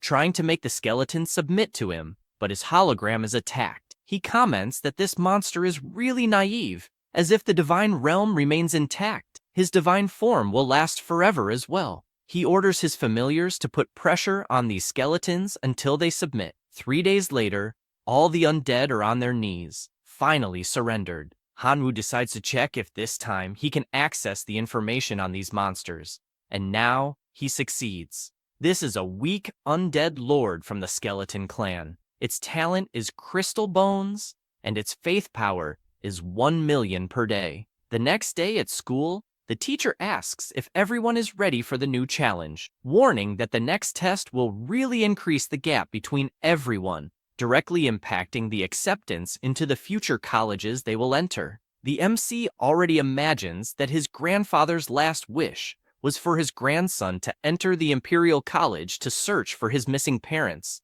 and this college is one of the best regarding the civilization of the divine realm. The teacher informs them that everyone will be transported to the demon abyss, and that the specific content of the exam will be sent via email. A student comments that in this abyss, it is said there is always a demonic aura that corrupts anyone who enters, turning them into a servant, and that only undead demons can survive. Xiaolong, smiling, is confident, believing that the time to defeat Hanwoo has finally come. Suddenly, an unknown call appears in his system. When he answers, he realizes it's Professor Ledian, saying he needs his help to eliminate someone. The student asks if he's talking about Hanwoo, because if so, there's no need to say anything, as he will face him in the upcoming test anyway. Letian thanks him, calling him his favorite student, and also says he has a gift to help a lot in the exams. The Demon Dragon card, an extraordinary life form, a race as powerful as a heroic life form. With that, the test begins, and everyone heads to the Demon Abyss. The exam requirements are presented. In summary, you can only assume one familiar incarnation at a time. If the incarnation dies, the student will come in their true form, being able to summon one familiar per day, with a limit of 100 familiars. You must destroy more than 90% of the skeletons. The weakest creature is the common undead, and the strongest is the extraordinary undead. The MC receives a notification asking him to choose one of the familiars he wants to appear. His options are the Locust, the Red Dwarf, the familiar Jian Feng, or the weak Skeleton Lord. He decides to bet on the Skeleton Lord, as it's an undead and therefore immune to the Abyss's demonic aura. However, he is startled to see an aura surrounding his body until he is teleported in the form of the incarnation he chose. He notices that the Demon Abyss is indeed a paradise for the undead, and he then summons 100 locusts. A dark curtain begins to rise, and he notices that, as he suspected, the demonic energy is truly the nemesis of familiars. After walking a bit around the area, he finds the bone demon fruit and orders his locusts to harvest it. No sooner does he give this order than he feels something strange, looking behind him and seeing a giant army of the undead. As they approach, he gets excited, as it's the perfect time to test the attack and defense of that skeleton form. 10 minutes pass, and the MC feels confident after testing his movements. He imagines that, despite all this hard work, the demon fruits will only provide 20 evaluation points, but the 100-point task requires defeating a demigod, and he stands no chance if he continues like this. He orders his army to go gather more fruits, betting on quantity. A day passes, and he is in possession of all the demon fruits in the abyss. He opens his system, since he has a plan, asking if anyone wants to buy 100 bone demon fruits for mission 49. He adds that he's also open to trades. The first person to read this asks how he can do that, saying it's cheating. Another person replies that it's not cheating, it's called resource integration, and also says they'll take some fruits, offering 50 points of divine power. Another person responds that they'll also want 50. Lastly, Professor Tianwen asks him to only trade resources obtained in that plane, giving him the first warning. With 3 warnings, he'll be disqualified from the test. The MC can only think that he's truly a business genius, as he finds a solution to every problem. A person transformed into a familiar says they were worried about where to find Hanwoo, but with these messages revealing the location, they wonder how he'll survive this time. It's revealed to be Xiaolong in his dragon form, accompanied by his fierce wolves. The MC notices his ranking dropping and becomes frustrated as he has a very weak familiar, making it quite difficult to gain points. If he doesn't complete advanced missions, he'll be surpassed in no time. Suddenly, he spots an army of skeletons behind him and decides to walk toward them. As he approaches, he lets out a loud roar and comments that he isn't sure if his incarnation as a skeleton lord can control them. One of the monsters observes the MC closely, and they all stand still, staring at him. He asks if they recognize him by any chance. Immediately, the skeletons bow. These are the common undead class skeleton soldiers, and their faith is that of true believers. Hanwoo is surprised, not understanding what's happening, as suddenly, more than a dozen skeleton soldiers, all true believers, submitted to him for no apparent reason. Without thinking too much about it, he asks his familiars to rise and patrol the camp. An hour later, his army grows. He now has a skeleton knight with the talents Iron Bones and Skeleton Summoning. His faith is that of a true believer. Hanwoo simply can't believe what he's seeing, as his small army suddenly became incredibly powerful. The Skeleton Knight reports that he was a member of the First Skeleton Legion during the confrontation against the Flesh and Blood Demon, and after the team separated, he had to stay behind. He also explains that due to the invasion of corrupted corpses, zombies, and puppets, his soldiers dwindled day by day, so he ended up sending skeletons to search for the Bone Demon fruit. The MC better understands the situation and is pleased that this new troop is under his command. Pondering how to make them stronger, he decides to check the current ranking and has already dropped to position 178. Seeing that his situation isn't great, he decides to start playing for real, announcing that he'll give bone crystals and leave the rest of the equipment for his soldiers. 10 minutes later, the army appears stronger, with the MC announcing that the current target will be the Flesh and Blood Demon puppet. They stand before the cave they are about to invade, and he explains to the army that the mission states there are about 10,000 Flesh and Blood Demon puppets in the lair, and they need to work as a team, as their current strength is 1,000 skeletons. They then enter the lair, but soon notice several creatures running toward them, trying to determine if they are human or monster. The skeletons take position and begin killing all the approaching puppets. The MC watches from afar, hoping that the slain Flesh and Blood puppets could transform into skeleton soldiers, adding more strength as members of his team. An hour passes, and now his army consists of 7,000 skeletons.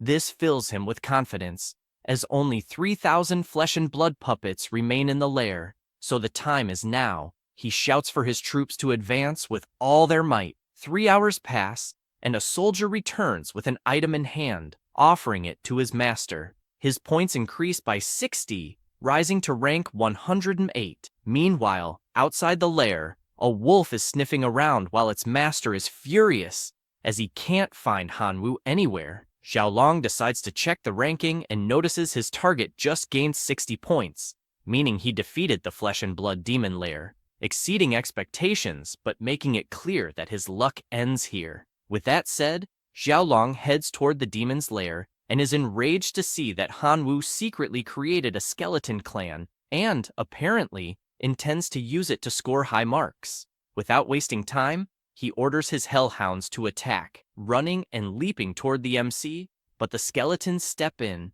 protecting their master. The fight begins between the two sides, and Xiaolong admits that, in just 2 days within that dimension, Hanwoo descended to the Abyss Demon Plane and had already gathered so much power. If they waited a few more days, he'd have a colossal army. With this in mind, Xiaolong decides to join the battle too, in his dragon form, but is immediately blocked by the Skeleton Knight. The MC, curious, says to his classmate that he has no complaints but wants to know why he's attacking his family. Furious, he shouts that he simply doesn't like his appearance and demands that he die once and for all, unleashing several slashes with his roar and hitting him directly. The skeleton army is outraged by this scene, but the dragon sees them as a bunch of riffraff not even worth killing. They remain furious about what that dragon did to their master, until the MC gets up. Relieved that, fortunately, the skeleton lord can resurrect. He orders his army not to stand still, gathering all their strength and escaping as quickly as possible, leaving a warning that next time he meets Xiaolong, his death will be certain. Meanwhile, the little dragon decides to check the ranking and wonders why on earth Hanwu hasn't been removed yet, until he takes a closer look and notices that this guy is at position 163,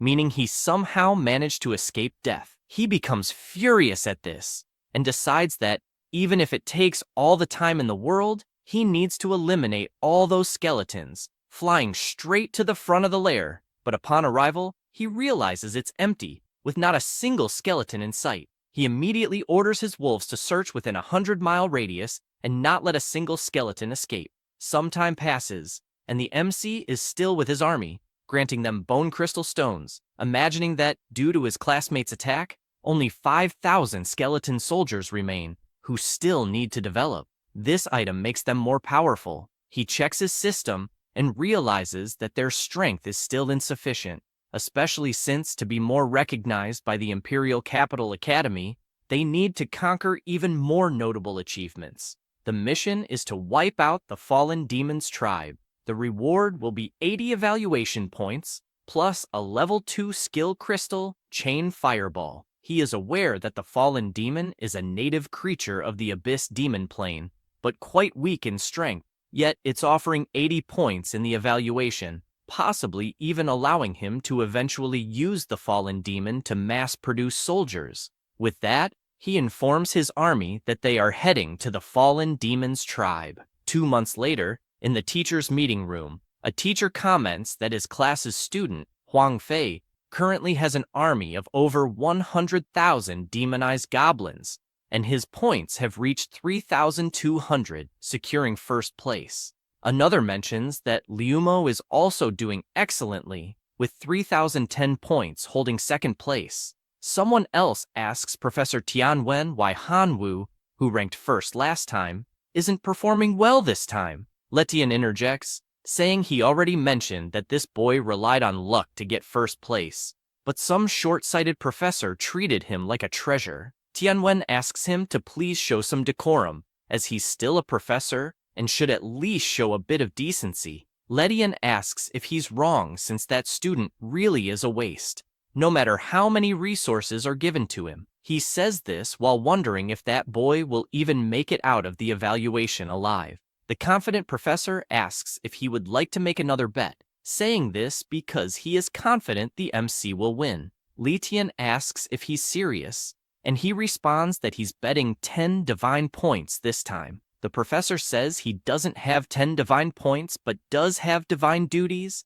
and wagers his level 3 divine healing. Tianwen accepts and informs them that Hanwu has begun handling a task worth 80 evaluation points and is about to succeed. He imagines that a task worth 80 evaluation points is extremely difficult for a high school student, and once completed, it will undoubtedly draw the attention of universities.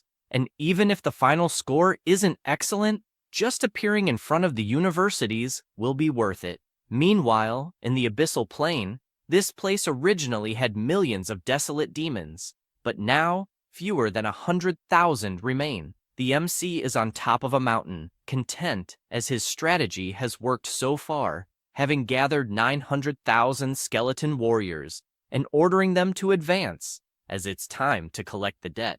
The army begins attacking the monsters until they are cornered. 20 minutes later, he raises his victory flag. The skeleton mages use their resurrection spells, and the corpses on the ground come to life shortly after. This new monster is the Skeleton Reviver from the Skeleton Clan. It is a transcendent undead with talents of hard bones, as well as skeleton resurrection. Its belief is universal. This surprises him, as the skeleton revivers are even stronger than the skeleton knights. The new monster laughs while summoning more skeletons to the army, which form even stronger than usual. The MC asks him to store some things so that his army will not suffer any damage. Suddenly, a soldier approaches, presenting the loot to his master. He notices it is a sacred item, the fireball staff. After being charged in the divine realm's core, it can grant some central clan members the ability to cast level 1 fireballs.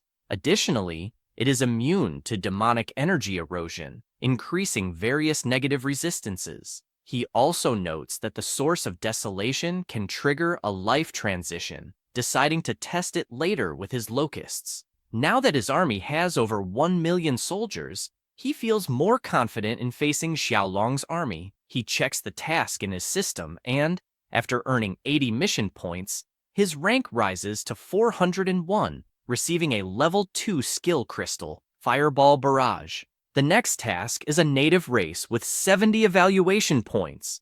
Knowing his next mission, he orders his enormous army to march immediately. 3 days pass, and the professors are watching the Abyss live. The system reports that Han Wu has completed several consecutive tasks, rising to 4th place in the ranking. One of the professors comments to Tianwen that his student is truly incredible, having climbed from rock bottom to 4th place.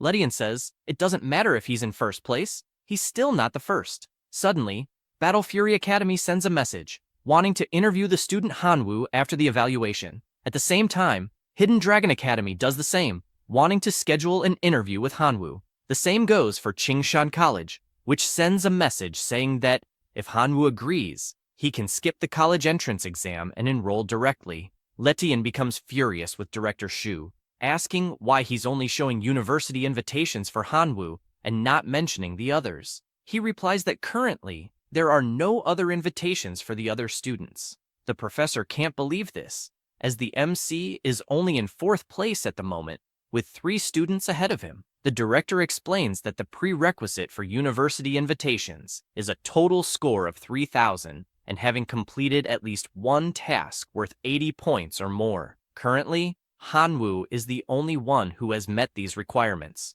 Soon after, Qin Shuang also meets the 2 requirements and receives an invitation from Battle Fury Academy. The professor is no longer interested in university invitations, as there are fewer and fewer tasks left to complete, and Hanwu won't be able to take 1st place. With this in mind, he contacts Xiaolong and informs him that only 3 tasks remain, and the evaluation is almost over, urging him to work hard to finish before Hanwu takes the lead. Xiaolong replies that he understands and will complete a 90-point task before his classmate arrives. The MC decides to check the tasks still available. One gives 100 points and requires exterminating the Black Frog demigod people. Another gives 90 points and requires annihilating the Minotaur tribe. Lastly, there's also a task worth 90 points that requires eradicating the Treant's evil forest. He knows that he currently has 3,480 points, exactly 130 points behind the 1st place, and is currently in 3rd, meaning he needs to complete at least 2 tasks. But all of them are extremely difficult, considering that he currently has 20 million skeleton warriors, along with 2 heroic life forms and 190 transcendent life forms. He decides to start by exterminating the Minotaur tribe. Meanwhile, within the Minotaur tribe, several explosions are happening. Xiaolong is battling them, but he is frustrated because it is too difficult. Suddenly, a giant Minotaur appears, roaring and smashing everyone. Xiaolong orders a retreat, saying that as things stand, they'll only deplete their resources.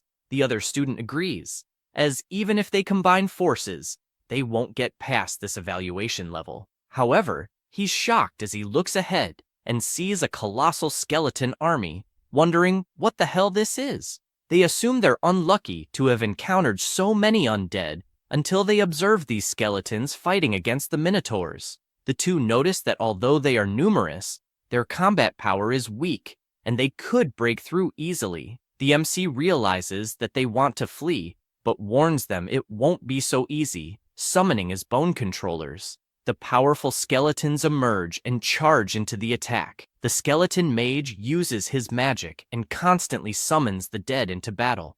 The two become desperate as they witness the dead lizard men turning into soldiers for the skeleton army, having no idea how they'll fight against this. Xiaolong decides to prioritize eliminating them, but a giant skeleton orders that neither of them move, leaving both paralyzed. The MC appears on top of the giant skeleton and greets both Xiaolong and Su Sun. Xiaolong can't believe it's Hanwu and asks if the main clan isn't supposed to be the Locusts. Since he didn't get a greeting in return, the MC simply says goodbye, as courtesy is essential. He says this as the giant lifts its foot, and Xiaolong begins shouting no until he is completely crushed with a single stomp. Susun says there is no conflict between them, apologizes if there was any misunderstanding, and argues that killing him won't bring any benefit. The MC responds that letting him live won't bring any benefit either. The lion begs,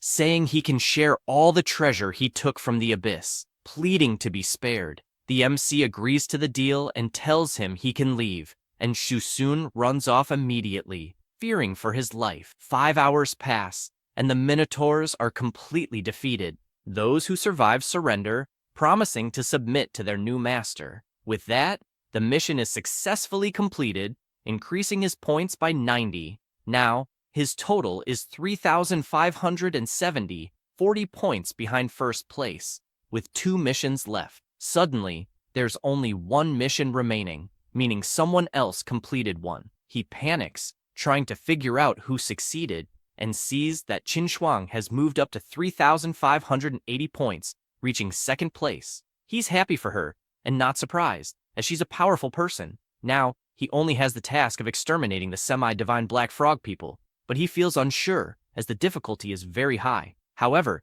to attract the attention of Kyoto Academy, which is top tier, he needs to secure first place. He orders all his troops to move out, as their next destination is the nest of the black frog people. At the school, it is announced that 11 classes have already finished their evaluations, and only 3 students from Professor Tianwen remain. They check the leaderboard and see Qin Shuang in second place, Hanwu in third, and Susun in seventh, but they don't understand what they're still doing in the abyss. Latian comments that they must be confused, as the only remaining task is to kill a semi-divine being, and they are daring to face it, not realizing that if they fail, they'll lose everything, as it's a task none of the 11 classes dared to attempt since no one in history has ever succeeded. Tianwen agrees and says that's exactly what the two are going to try, as they are challenging the semi-divine frogman, having full confidence in their students. She starts her attacks with her birds, and several electric blasts strike down on the enormous frog, electrocuting everything around it. The powerful monster calls them reckless and activates his protective shield, shouting that they've just invaded the tribe and killed his people, so he will curse them all. She worries because this is not good, and a massive power rises toward her in the form of a bird, causing her to slowly fall as she's injured. She is forced to use her divine purification and recovers, regaining her confidence and launching more lightning at the chief's shield, which starts getting hit from all sides. Her army of sparrows also helps, using their electric attacks in unison, causing more and more damage to the shield until it completely shatters. The frog, which is huge, uses its mountain-devouring demon frog ability. She can't believe what happens next, as the monster grows absurdly, even though it was already massive before.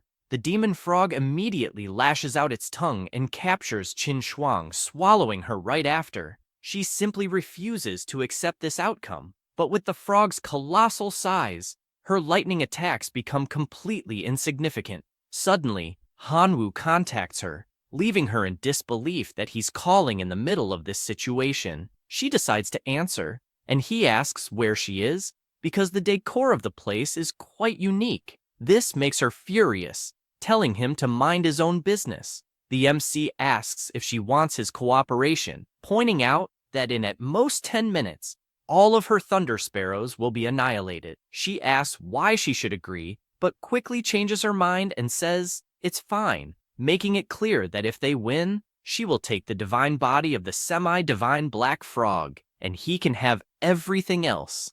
The MC says that's fine, and just asks her to issue a quick divine command, making the Thunder Sparrows pick up his elite troops, and he sends his location. The sparrows arrive at the scene, surprising him as they were very fast. He waves to show where he is and mounts one of them. The skeletons do the same, and they all journey through the skies, descending and attacking all the enemy frogs. The MC laments that the skeleton soldiers are really weak, as part of his army has been decimated. But on the other hand, the total number of fragments has increased. He continues flying over the area, saying it's time for the bone controller to take action. His soldier starts concentrating a powerful magic and summons a new giant skeleton, more powerful than the others, using the bone fragments scattered on the battlefield. The enemy frogs are performing a ritual, but the giant skeleton stomps on everything with its colossal size. The MC orders the Bone Restorer and his demon shaman bull to attack with full force. They waste no time and charge at the enemies, attacking every frog they come across. The Bone Restorer uses his power, summoning several skeletons from the dead bodies of the frogs. The monsters are confused by what they've just witnessed, but due to this distraction, they suffer several electric attacks from the sparrows flying overhead. The chief admits he underestimated his opponent and, for that reason, decides to fight seriously, using his dark magic dusk. This causes a black moon to appear in the sky, frightening Hanwoo, as it is a terrifying magic that drains the life force of all the skeleton soldiers. He worries about what to do since all his familiars are there. Suddenly, he hears a telepathic message from his other familiars, who say they are willing to fight for their god. He is happy, as it is John Feng and the dwarf Red Forge, and the situation has just turned perfect since a new day has arrived, meaning he can summon them. That said, the gate opens, and his familiar enters the battle, with all the dwarves following him. Not only them, but the locusts also arrive at the battle, telling their god they are ready to be used for the sacrifice. This catches his attention, and he immediately activates his sacrificial ritual on all the locusts. He notices that the reward for the sacrifice is simply perfect, and wonders if the heavens are on his side. The item is the Sacred Flame of Hope, a special item that dispels darkness, eliminates any negative status, and grants positive energy to the familiars. Raising the torch, he asks for the light of the sacred flame to dispel all the darkness in the area. This worries the monsters, as their advantage has just gone down the drain. The MC simply smiles and says now it's time for the counterattack. The chief can't accept that this person has a divine item and is dissolving his dark art, as this should be completely impossible. Meanwhile, the MC flies over the battlefield, dispelling all the dark magic in the area, and upon observing the monster, he begins to suspect that Qin Shuang was swallowed by the demon frog, which devours even mountains. Thinking this, he asks his strongest familiars to kill this chief. The battle between them begins. The familiars focus on the monster's belly, which gives Qin Shuang an opening to escape. As she split the monster's stomach, she flies as high as possible, gathering an enormous amount of power, and releases it all at once, hitting the monster. Then, she gathers all the sparrows to attack as well, along with the Red Forged dwarves, causing several explosions on the battlefield. Meanwhile, the giant skeleton keeps trampling the remaining living frogs. The monster, despite losing, warns them not to get too cocky, but before he can finish saying that, the MC appears with his sacred item, illuminating the area and giving Qin Shuang the opportunity to unleash her most powerful attack on the chief, thus winning the battle. She informs him that, as promised, she will only take the chief's body and the rest can go to him. The demon frog begs for its life and is willing to give everything it has in exchange for its survival. The MC says that after killing him, everything will be his anyway. He says this, and his familiar finishes off the enemy. Half an hour passes, and they gather all the treasures from the area. He asks if she's sure she doesn't want to keep any part of it. She says that a deal is a deal, so everything will go to him. Except for the chief's body, he puts a crown on his head and asks if he can at least keep this as payment for her help. She feels embarrassed, but says it's fine, she'll accept. The professor speaks telepathically, congratulating Hanwoo for doing a great job, and tells him that the directors of the top universities are interested in meeting him, so he asks him to return as soon as possible. Tianwen asks both students to follow him, but warns them not to say anything foolish, since they are about to meet some professors who are in the true God realm. They arrive at the place where everyone is gathered. The MC starts wondering if these examiners can see his unique life sacrifice ability, since everyone there is a true god. The bald one starts talking about Qin Shuang, saying that she comes from a family of true gods, and that they have many resources. He mentions that she is in possession of a divine body, as she kept the demon frog's body, and will probably create a lordly life form. Having said that, he asks how much divinity she currently has.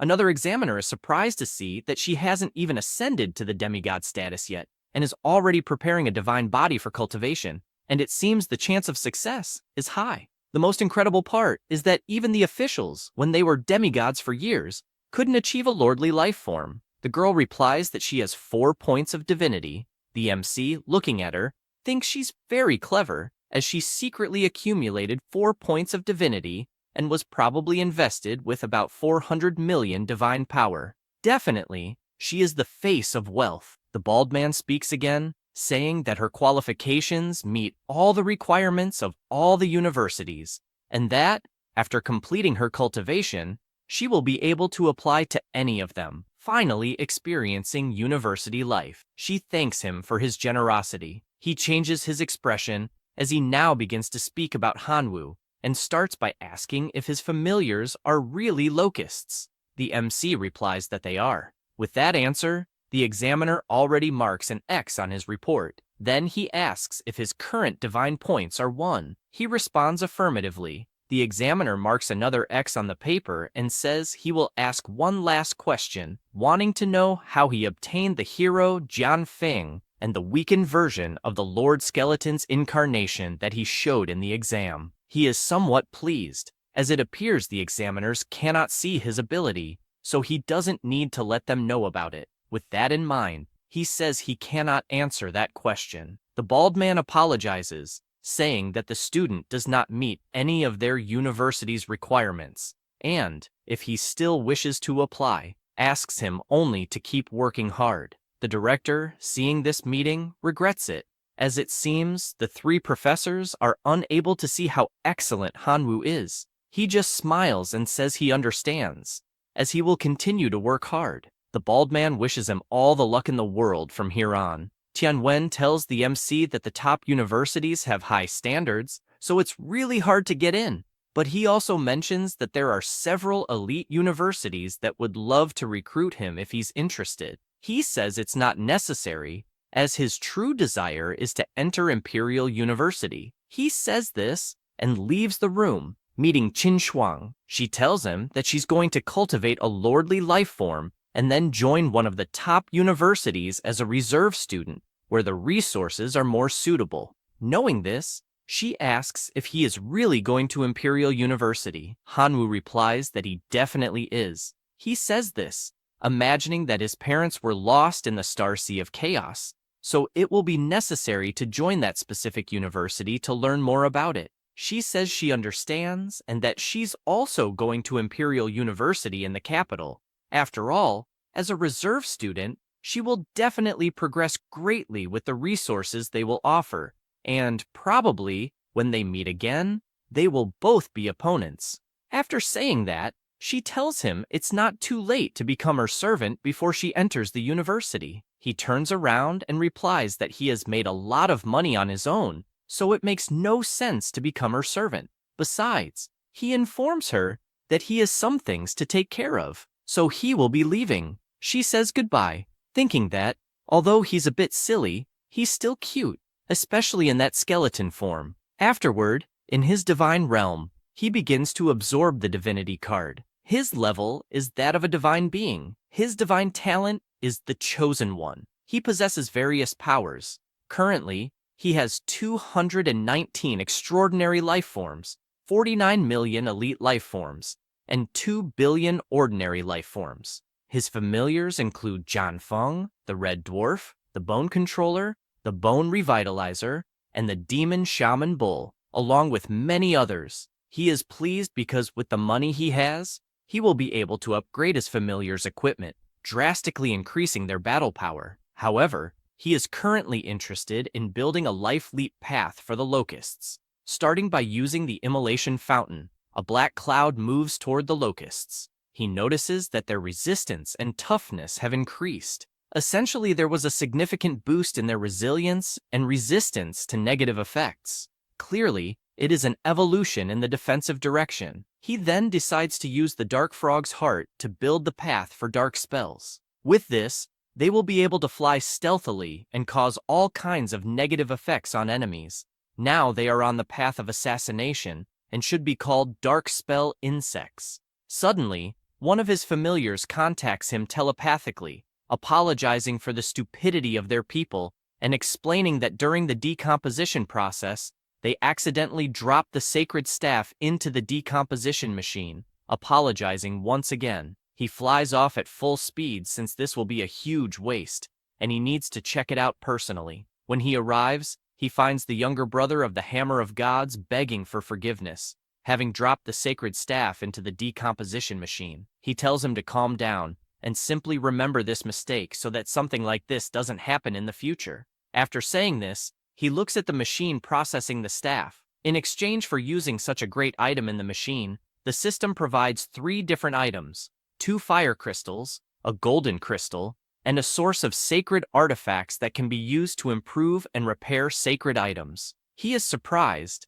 as it seems possible to repair sacred items, and wonders if his law of gluttony, which seems to be broken, could be repaired. He says this while looking at the options in his system. A notification informs him that common life forms can evolve into elite life forms by consuming more than 999 times their own energy. He notes that it used to be 1,000 times, but now the requirement has decreased, deducing that with the sacred source, it should be possible to completely fix the law of gluttony. However, the sacred artifact source needs to be disassembled from sacred items, and he can't imagine where he would get so many sacred items. He decides to check what people online are saying. The topic is, the user possesses a weapon that is both divine and sacred, damaged in a battle in the wilderness, and without it, their combat ability has decreased significantly. Now they are seeking help from someone in the divine realm to restore it, and any amount of divine power will suffice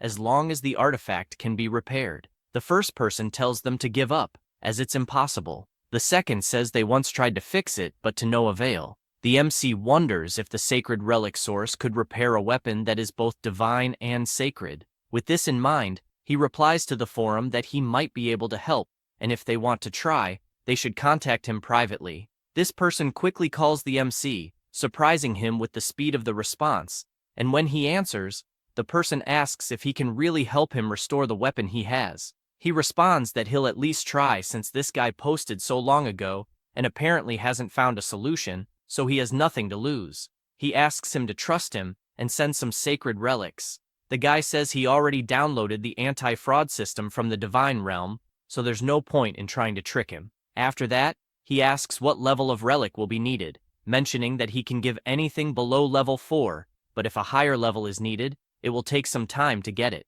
Hanwoo is surprised that this person has level 4 relics, meaning he's pretty wealthy. The MC smiles and says that level 1 will be enough. Immediately, a giant box appears in front of him, startling him because it was sent so quickly. He stands up, surprised, thinking there are probably about 100 sacred relics inside, and wondering if he should block this guy and run off with the items. However, he decides against it since the Divine Realm's anti-fraud system seems quite intimidating. He just takes the relics and throws them all into the decomposition machine. 2 hours later, he receives 109 sacred relics. He keeps 9 of them for himself and enters the remaining 100 into the system, successfully sending them to the user who requested help. Soon after, this person calls him Master saying that he saved him a lot with that help, and begs him to assist in his divine realm as well. He notices that this person's name is Zhang, and replies that what he enjoys most is helping people. This guy keeps channeling energy for now. At another time, at school, Tianwen is happy because he obtained the level 3 divine item from Letian. Back to the present, the MC calls the professor, who answers by asking what the problem is. Hanwoo says there isn't any major problem, and that he just wanted to ask a few questions, like how he could obtain resources to upgrade the core level of the divine realm, as he searched online and found nothing. The professor explains that resources like divine pulpits, divinities, battle fragments, and others are very rare to be available online, because whenever they are listed, someone buys them immediately. He makes an offer. If his student helps defeat Lydian, he will give his collection as a reward. The MC thanks him. The professor continues explaining, saying that actually, there is another way to obtain resources, and in fact, he himself had a similar problem with not being able to carry good relics due to a low-level core. In that situation, he sought help from a senior who took him to the Blood Arena, where the winner of each competition receives a divine realm core fragment. With this explanation, he asks Hanwoo what he thinks, reminding him that losing will result in a significant loss of his army. However, if he wins, he can get core fragments. The MC thinks about how he recently spent a lot of money evolving his followers, and is looking for an opportunity to test them. For this reason, he decides to say there's no problem since he lacks everything except followers. The next day, at the Blood Arena, both are present, and the MC says the place is truly magnificent. The professor asks them to wear a mask that prevents detection by demigods or anyone below that level, as they are in the outer realm, which is quite dangerous.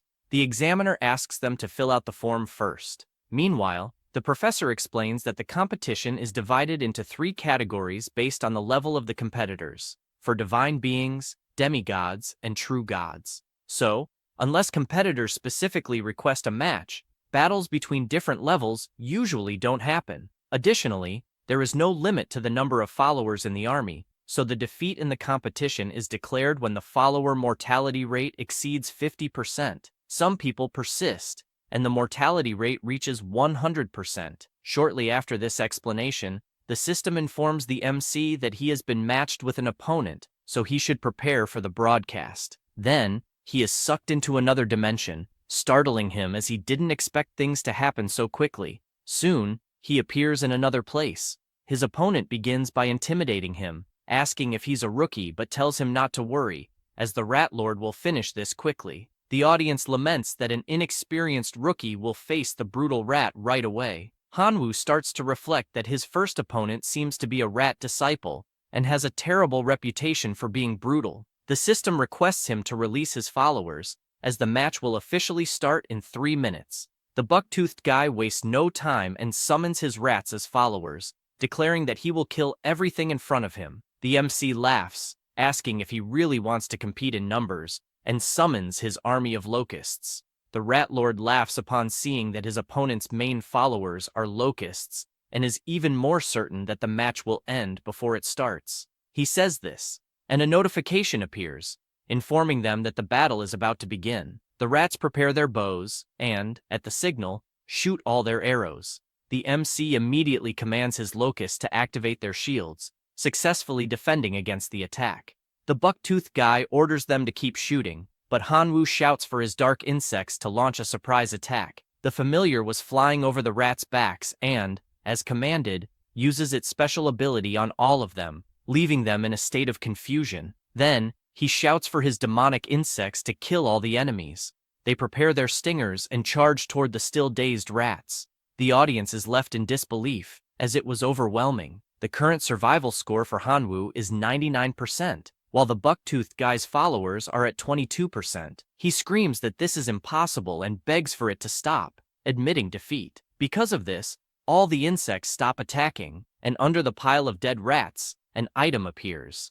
Hanwoo approaches and notices it's a fragment of the divine core, commenting that it looks very much like his life sacrifice ability. The system announces that the game is over, and both will be transported back to the waiting area.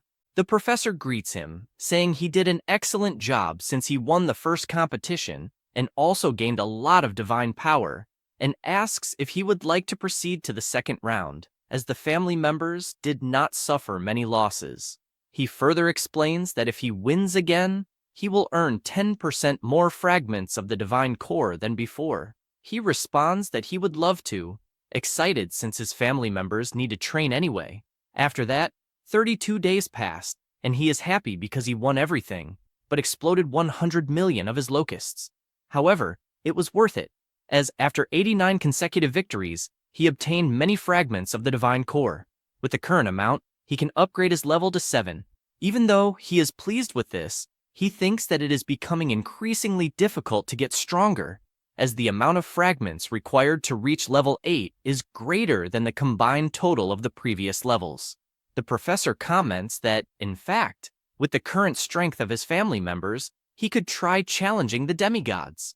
The MC asks if he will receive more rewards for challenging a demigod while only at the divine level. He replies that he would earn 10 times more than he would in regular competitions. He gives an example, saying that if Hanwoo wins the match, he will have 90 consecutive victories multiplied by 10, resulting in 90 times the normal amount of fragments from the divine core. He ponders whether it is worth the risk. The examiner presents the form for inner-level challenge registration. Then, he asks if he has really thought this through, as it is a cross-level challenge. The MC replies that he definitely wants to.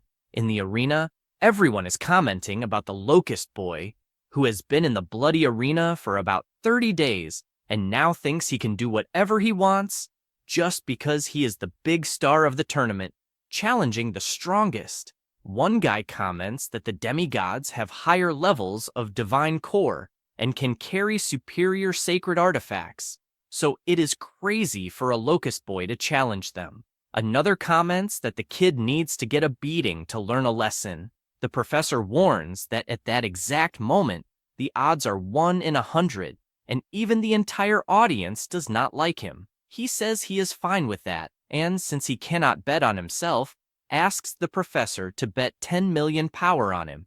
Tianwen enjoys seeing all this confidence and says he will bet an additional 5 million from his own pocket, since all hopes rest completely on him, and also warns that if he wins, he will gift a magical weapon.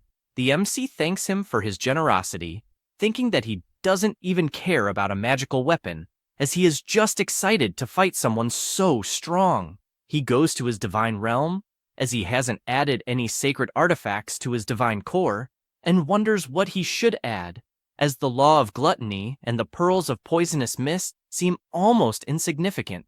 Suddenly, the guy who had helped him before contacts him, asking if his master has extracted the source of sacred items that day. Hanwoo confirms if this guy can really find level 4 or lower sacred items. He replies that he has a large stock of level 4 or lower sacred items and can send them if needed. Excited, he responds that he actually needs powerful level 2 sacred items, preferably with poison, earth, darkness, and fire attributes. Hardly asking for this, a giant box appears before him, coming to the conclusion that this guy is definitely very rich. He starts by acquiring the level 2 sacred relic, Lava Orb of Earth and Fire. It has earth and fire attributes, which can improve the defense and resistance of his family members, as well as enhance their recovery rate. The second item is a level 2 sacred relic, the Nail of Shadows. This has a shadow attribute. When charged to the domain core, it allows the compatible family member to understand the level 2 ability, restricting the opponent's movement by nailing their shadow. He finds both interesting, as they are good for the submerged locusts and the locusts of the Dark Curse.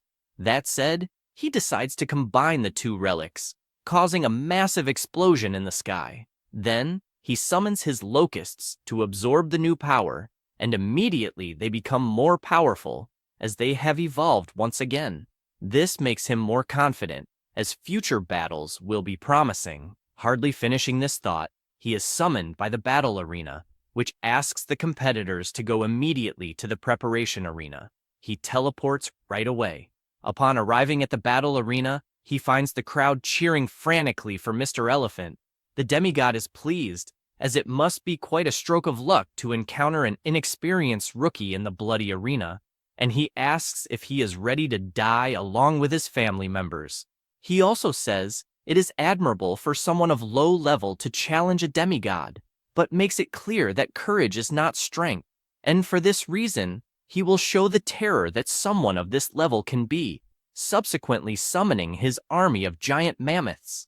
The audience supports him, urging him to crush everything and put on a show in this battle. He mounts his giant mammoth and asks the MC to do his best to entertain the crowd. He responds that it's fine and asks for his swarm of locusts to appear, feeling confident in his dark curse locust, as it has been nurtured by the combination of the law of gluttony and the shadow nail. The explosive submerged locust also had a combination of gluttony and the lava of earth and fire. His opponent finds this interesting and believes the fight will be cool, then asks his army of mammoths to attack the locusts that are on the way. Hanwoo does the same and commands the dark curse locust to attack, then launches their stingers, completely immobilizing the monster's shadow upon hitting it. The big guy asks what cheap trick he is using, but before he can finish, another swarm of locusts attacks using toxic explosion. However, the thunder mammoth remains still, showing no reaction. His master makes it clear that it doesn't matter if the locusts have become a transcendent form of life, as his giant mammoth would never be harmed, even if it stood still forever. The MC asks if he is sure about that. Then, a colossal explosion erupts in the arena. Mr. Mammoth realizes that Hanwoo is trying to win by numbers and decides not to let that happen, ordering his army to advance as quickly as possible. The MC does the same and commands them to explode, causing more explosions towards the mammoths. The demigod decides to resort to 3 divine arts: armor, blood chi, and healing. His wounded mammoths begin to rise, gaining significant resistance against the explosions. He admits he didn't expect to have to use a divine art, and for this reason, he acknowledges Hanwoo's strength. Therefore, he states that after killing 50% of his army, he will allow him to surrender to avoid further losses. The MC simply smiles, asking if he thinks that's all he has, and shouts that giving up is not an option, calling for his demonic bull clan to emerge. They charge toward the mammoths, leaving his opponent frightened, as Hanwoo indeed has a demonic bull as a familiar, watching as his mammoths are defeated one by one. Then, the gate opens, as it is now the skeleton clan's turn to attack, led by the skeleton lord, bone controller, and bone restorer. The MC asks the bone restorer to decide what will happen in the battle, making the controller jealous. His servant leaps toward the mammoths on the ground and begins to use his magic to summon them from the dead. Mr. Mammoth starts to worry, as these skeletons are far too annoying, but makes it clear that it is not enough to shake a demigod, ordering his family members to attack using the war gun skill and commanding his powerful mammoths to completely crush the enemies. The MC orders the demonic bull clan to retreat and asks the bone controller to advance. He stands in the middle of the arena, gathering all the bones present, and his size grows in a surreal manner, giant, dozens of times larger than the giant mammoths. Mr. Mammoth is intimidated by this heroic form of life, but uses his multiplication ability, making his mammoth grow colossal as well. After that, he charges toward the giant skeleton and tries to destroy it with his tusks, but he is blocked. Furthermore, he starts shouting and lifts the mammoth with all his strength, throwing it down to the ground. Then he jumps and attacks with his fist, but the mammoth manages to hold the punch with its trunk and throws him to the ground this time, raising its legs and trying to stomp on him. However, the bone controller manages to jump back in time to avoid being crushed and counterattacks, kicking the mammoth in the face. The MC shouts that it's time to end this, and his familiar obeys, jumping on the monster and attacking multiple times, grabbing one of the tusks and breaking it in half. Mr. Mammoth is terrified of the situation, asking his family members to get up and react, but the bone controller doesn't give him time and grabs the other tusk, breaking it as well. Hanwoo admits to being surprised, as he made the bone controller learn hand-to-hand combat, but he didn't expect it to work so well, especially since it is gigantic. Hardly finishing this thought, his familiar kicks the mammoth, sending it flying toward its master. He orders his army of giant mammoths to surround the enemy until they wear him down. They obey and start running toward the bone controller, but without giving much of a chance, he stomps, exploding some mammoths on one side and kicking others away, finishing with several punches to the ground, tossing the mammoths all over the arena. However, the army of mammoths is still very large, and many of them manage to reach the familiar, hitting its leg and making it fall to the ground, allowing everyone to swarm and attack. The enemy shouts to finish off the giant skeleton at all costs, but the MC doesn't stay still and asks his demonic bull to rescue the bone controller. The army arrives at the battle, beating the enemies, and the skeletal mage takes the opportunity to use his resurrection magic, summoning the dead mammoths and using them to attack as well. The audience is incredulous at the battle, as the family members of the Lord of Elephants are already outnumbered, and the Grasshopper Boy has achieved total annihilation. Then, he admits defeat and gives up the fight, resulting in a fragment appearing on top of the pile of bodies. The MC approaches to pick it up and notes how heavy the fragment is coming from a demigod. Suddenly, someone calls for Hanwoo, saying that the administration of the Bloody Arena wants to meet him, being teleported immediately without even realizing it. Upon arriving at the location, a person asks him not to be afraid, as they will not harm him. He asks what they intend, dragging him forcefully there. The administration explains that they watched the fight, and it was an excellent demonstration of talent, proof that he is worthy of being the heir of the Bloody Arena, explaining that this place is a test to choose a successor for the master, and that anyone who manages to win the challenges and the rankings will be in a position to be the successor in the Bloody Arena. With that said, they ask if he would like to be that person. He is left speechless, having been caught off guard by such news, especially since this arena gathers an absurd number of people and races that visit it every day, and the amount of divine power obtained by these individuals is no small matter. He doesn't understand how such a great opportunity has fallen into his lap so easily. Taking a deep breath and imagining that, before making a decision, he needs to know how many successors still exist in this arena.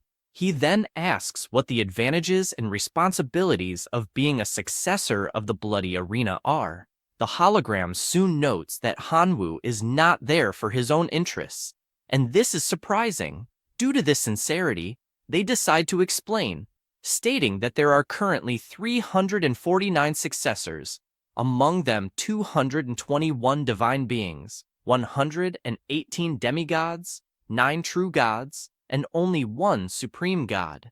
They also explain that upon becoming a successor, he will receive the eternal coordinates of the Bloody Arena and will be able to teleport without any equipment to any of the realms of the arena at a cost of 1 million divine power per teleport. In addition, he will also receive the license to build a special blood arena in his divine realm to create familiars. He then explains that upon reaching 500 successors, the Bloody Arena will initiate the succession ceremony, which will take place in the arena itself, and the best among the 500 successors will become the master of the Bloody Arena. The MC quickly realizes that, given the nature of this arena, the succession ceremony will definitely not be simple, as there will be 500 people fighting, and only the last one standing will become the master. However, he imagines his current position, now entering as the 350th, and concludes that it will take a long time to reach 500 people, potentially having become the supreme god by the time it arrives. The leader of the arena asks once again if he is willing to become a successor. He replies that he is. With that, a notification arrives, congratulating him for being the 350th person to become a successor of the Bloody Arena. Suddenly, a laser hits his chest, leaving him confused, and a light appears above him. The teacher who was in the room runs toward him, telling Hanwoo that he is indeed a lucky star, as they made a fortune there. Hearing this leaves him confused until Tianwen hands him something, asking him to keep it. He looks at the screen of the cell phone and simply cannot believe that there are so many zeros there, as his account now stands at 1 billion. He comments that it is really hard to imagine how to spend so much, but suggests that he buy a suitable magical weapon first. Hanwoo asks if he is sure about that, as he is still just a divine being, not even a demigod, so he is not sure if he could control a magical weapon. He asks him not to worry, as a teacher, he would not suggest something that would harm him. Moreover, he knows a very good store that he can recommend. The MC says that this is perfect, as it is quite a coincidence since he wanted a new weapon. Suddenly, Mr. Mammoth appears running, calling out, "Grasshopper boy," and saying that he finally found him. The MC runs behind the teacher, asking him to save him. The teacher protects him, saying that in his presence, no one would dare harm one of his students. The bearded man asks them to calm down, as he is not there for revenge or anything like that, and explains that he would just like to befriend them, saying his name is Meng and he is a freshman at Western University. The MC greets him and asks if he is really from that university, making sense of why he is so powerful. He comments that Hanwoo is still not old enough to take the exams and would like to know which university he is thinking of going to. The MC replies that he is not going to any, as he is still a high school student and therefore cannot even take those exams.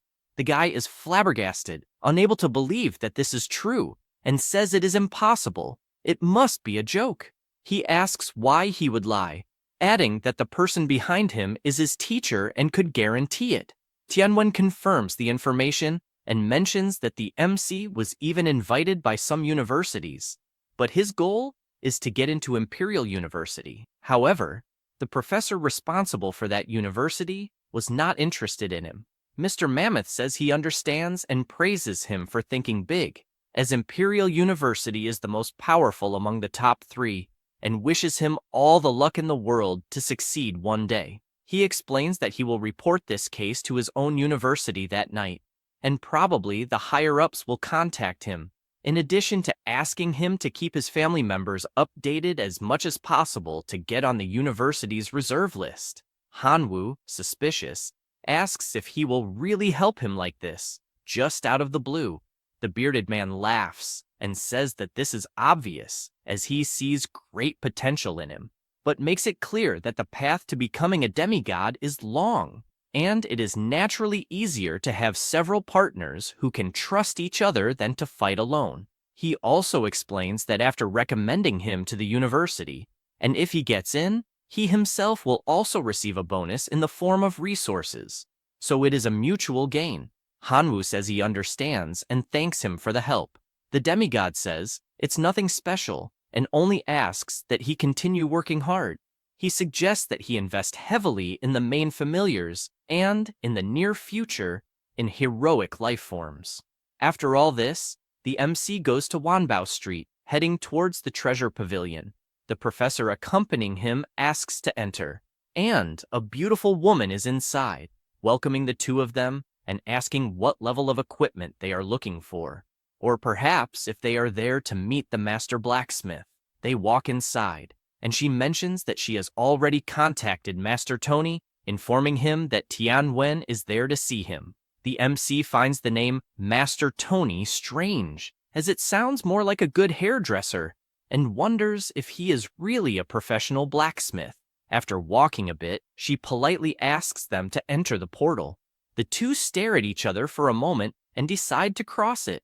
Upon arriving on the other side, Tony tells Tianwen that this time he brought a very fat sheep. The MC laughs, wondering if it's too late to run away. The professor steps in front and asks the blacksmith to be serious, as there is a student present. The hefty man decides to explain how things work there, stating that the shop is friendly to everyone, but there are no special discounts for students. This leaves him upset, as there should be some student packages since it's not easy to make money as a student, and he had to work so hard to earn $1 billion. The professor tells Hanwoo that Despite Master Tony's tough talk, he is an excellent blacksmith. The hefty man feels happy to hear this, as, after so many years, he finally hears a kind word from the professor.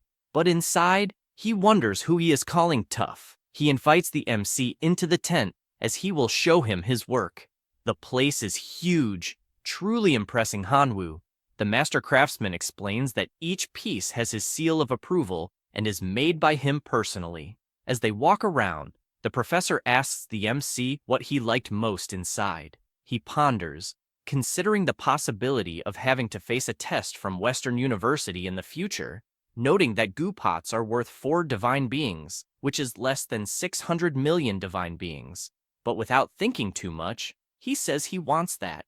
The 2-star magical weapon, the goo pot, explaining that this item contains a space that can host up to 100,000 insects for the goo refinement ceremony.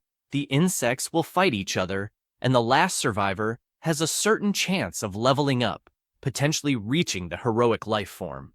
The professor is pleased with this choice because, although the goo pot is not very powerful in itself, it is the most suitable artifact for Hanwoo. Tony informs that it costs 4 divinities or 580 million divine power, and asks if he thinks it's worth paying such a price. The MC is shocked by the price, but Tianwen draws the blacksmith's attention, asking him to charge less or give it for free, or else he will scold him. He says it's fine and charges 600 million, even throwing in a 0-star artifact, the Eye of Detection. After that, the two leave happy with their purchases.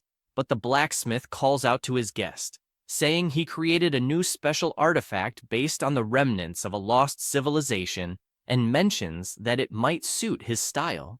The professor takes the artifact in his hand to check what it is, and, after analyzing it carefully, begins to yell at his friend because, despite treating him well, he's still treating him like an idiot, and says that this ball has no power at all, and asks why he's trying to trick him. Tony asks him to calm down, saying he will explain, and informs him that it's called Greedy Wolf and came from a civilization lost long ago. This greedy wolf frequently liked to plunder, and, as everyone knows, artifacts can't be used by another master. After plundering these items, they were treated as mere scrap. The ruler of that civilization was particularly saddened and mobilized all the skilled artisans, finally creating the divine artifact, Greedy Wolf. Having said that, he informs the MC that he will offer a special discount, and because it's an artifact from a lost civilization, he will charge only 1 billion divine power. He finds this price very cheap, as it's an artifact that caused the destruction of a powerful civilization, and wonders if this is some kind of joke. The chubby guy comments that the artifact still has minor flaws. It can devour artifacts to grow, but it will grow 10 times slower, and after devouring, it can inherit some passive abilities, but it can't inherit divine spells. The professor asks if this isn't just a waste. He replies no, asking to be insulted all he wants but never dare insult his work. Hanwoo immediately says he'll buy it for 400 million. Tianwen asks him not to do that, as 400 million is a lot of money. In the MC's mind, this greedy wolf can devour artifacts, so he could take them from enemies to strengthen it, and tells the professor that he misunderstood, saying he really appreciates the artifact created by Master Tony, who was able to forge the greedy wolf with just a few fragments, but says that unfortunately, he's poor and only has 400 million left, asking him to sell the artifact for that amount. The chubby guy asks if he really values this item so much. He replies that of course he does. Knowing this, Tony decides to sell it for 400 million divine power, as money can't buy anyone's trust, thus handing over the item and saying the deal is done. After that, the MC returns home and begins a ritual, dripping a drop of blood on the goo pot, the greedy wolf artifact, and the Eye of Detection. The blood gathers in one place, and this makes him happy, as the goo pot has recognized him as its master. At that moment, a frog emerges from the item, and the MC asks it to start practicing immediately. Then, He wonders why the greedy wolf isn't reacting and thinks maybe it wants more blood, questioning if it's a vampire. Suddenly, the artifact starts to glow brightly, and a wolf appears in front of him. He wonders if it's the greedy wolf, as it looks more like a dumb dog.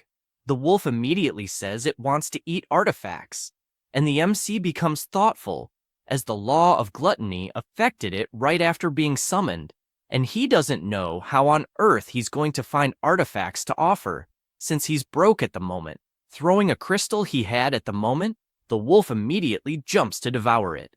Meanwhile, he decides to check on what his other familiars are doing. The locusts are training, the red dwarves are mining, the demon bulls are reading about building structures. Jian Feng is still meditating to increase his power, and the skeletons are feeding on crystals. He knows that thanks to the source of sacred items he obtained earlier, he finally repaired and upgraded his law of gluttony to level 3, and the effect at this level is quite strong, making it possible to evolve an elite life form just by eating. With his eyes still gleaming, he imagines that with a few more upgrades, common life forms could evolve into extraordinary life forms. So his locusts will evolve significantly if they have enough food. A week later, the time for a new sacrifice arrives. Raising his hand and saying he will sacrifice 13 billion locusts this time, a giant vortex appears, and he immediately notices the reward for sacrificing 13 billion locusts, which is much better than the last one. The first option is 10,000 night demon hunters, an extraordinary life form. The second option is a 3-star artifact, the Steel Blade. It allows core familiars to summon a steel blade as a weapon, increases strength against beasts by 15%, and adds a divine art called Sovereign. The third option is a level 2 sacred item, the Stone of Enlightenment. There is a chance for a core familiar to be transformed into a semi-human form. He thinks the last option is incredible and decides to choose it. The item then appears in his hand, and he immediately breaks it. A beam of light from the sky shooting toward the elite locusts, evolving all of them, leaving the MC amazed at what he is witnessing. Now, he possesses the Locust Man. It is an extraordinary life form, and its talents are flight, low intelligence, and a humanoid body. He is impressed because the faith power of his new familiar is extremely high, at 50,000 per day. At that moment, he receives a call from the professor.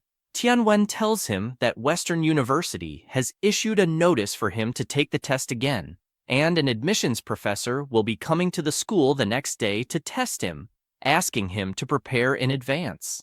He thanks him for the warning. The next day at school, Shuju approaches him, asking how the divine realm has been lately, and says that if he needs some resources, just let him know. Although he can't get them himself, he has many demigods in the family who can.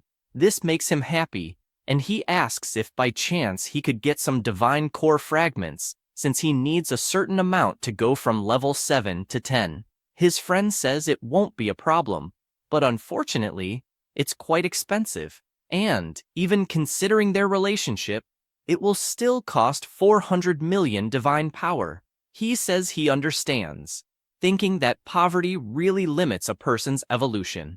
Shuju offers an alternative, saying that his family made a proposal to sell him 1,000 skeleton knights, an extraordinary life form, which could compensate for that amount in divine power. The MC, without thinking twice, says it's a deal, since they're talking about skeleton knights. His friend feels a bit annoyed by such a quick response, thinking maybe he should have asked for the bone controller, a heroic life form.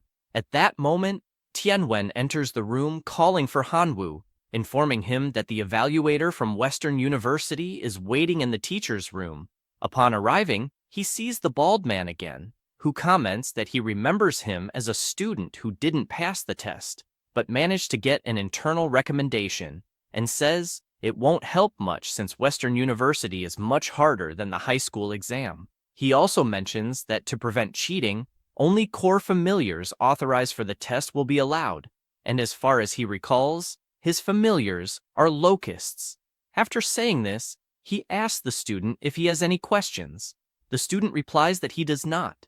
The evaluator explains that the test is to invade a small civilized village on the outskirts of the field called Duolong City, and this place has a solid hierarchy and career system that will directly affect both the familiar and the master. Once recognized by the system as a disaster demon, the professionals in Duolong will hunt him down to completely destroy him. The mission is simple. He must kill at least one master who guards Duolong City. The MC asks how many troops and masters there are in this city. The man with the mustache replies that although the city is not large, the average population is 10 million, with more than 10% being professionals, and there are 5 heroes.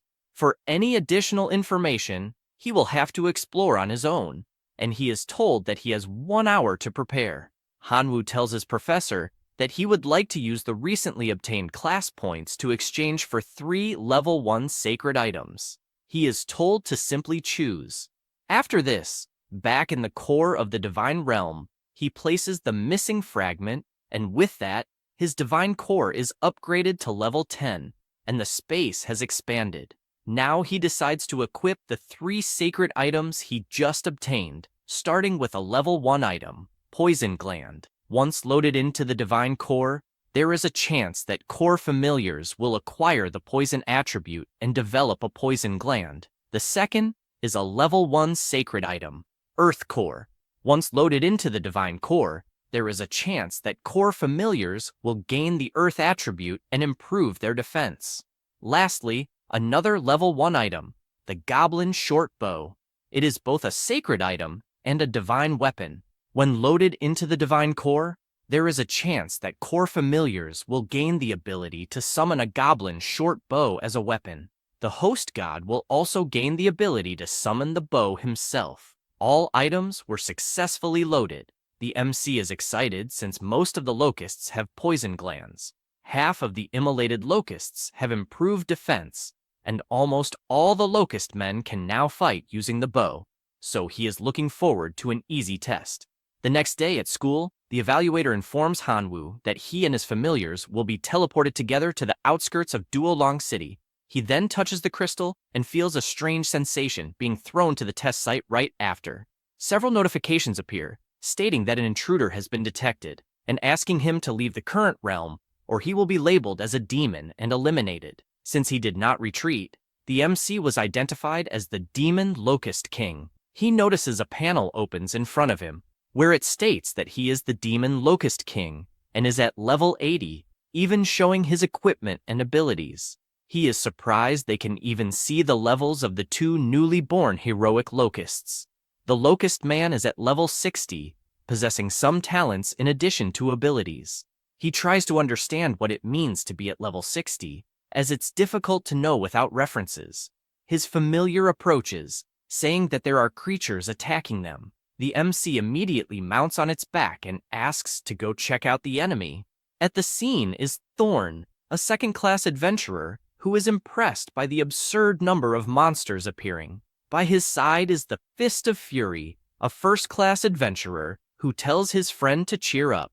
After all, the more monsters there are, the more rewards they will get, and when they get enough money, they can advance their classes.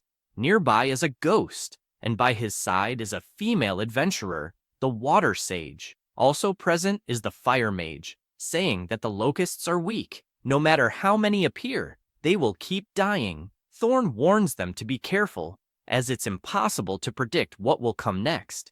The MC arrives at the scene and sees these adventurers killing his locusts, deciding to use the Firefly Detection Eye. First identifying Thorn, who is at level 37, and his profession is warrior. He also notices that all 4 of them wear the same style of badge. The difference is that Thorn's emblem is made of silver, while the other 3 have bronze emblems, leading the MC to conclude that this guy is the team leader.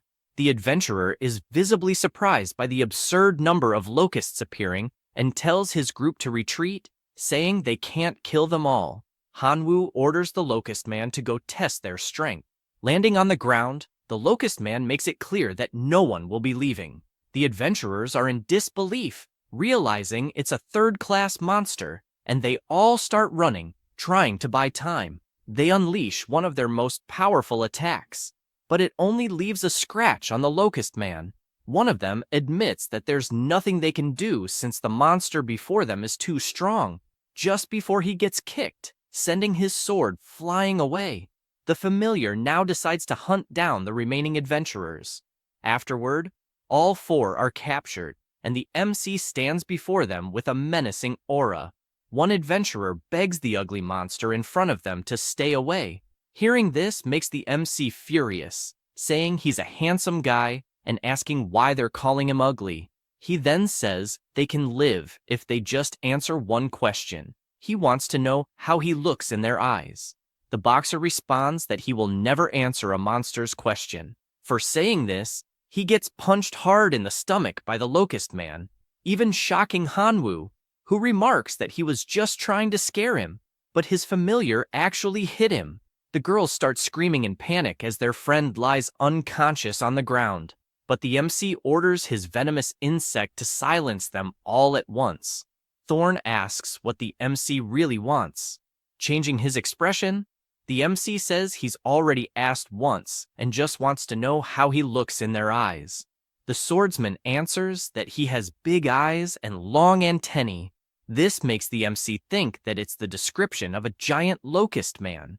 Apparently, the area is deliberately tarnishing his image for the invaders. He says, "This is great," and asks them to keep answering his questions. 3 hours later, he unties Thorn, saying he got everything he wanted and that he can leave now. Thorn flees at full speed, knowing he urgently needs to report to the Adventurers Guild.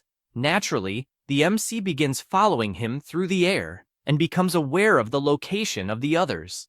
He apologizes, saying he can't have his whereabouts exposed so easily, and asks him to rest a bit before leaving, casting a spell that puts him to sleep. Hanwoo becomes thoughtful, realizing that according to Thorn, there are millions of adventurers in the city, and if they attack the place directly, they will likely lose. He concludes that he must find a way to boost his army's combat power to at least level 60 or higher. Nearby, he notices the presence of goblins, which, like it or not, are better than nothing. He realizes that all the goblins are low level, but their leader is at level 62, reaching the 3rd level, and wonders how he obtained that class. Curious, he asks the leader how he achieved it. The leader responds that he ate many class fragments left behind by adventurers, and that's how he got a class. The MC is pleased with this information, realizing that apparently, if his locusts eat 39 class fragments, they too can obtain a class.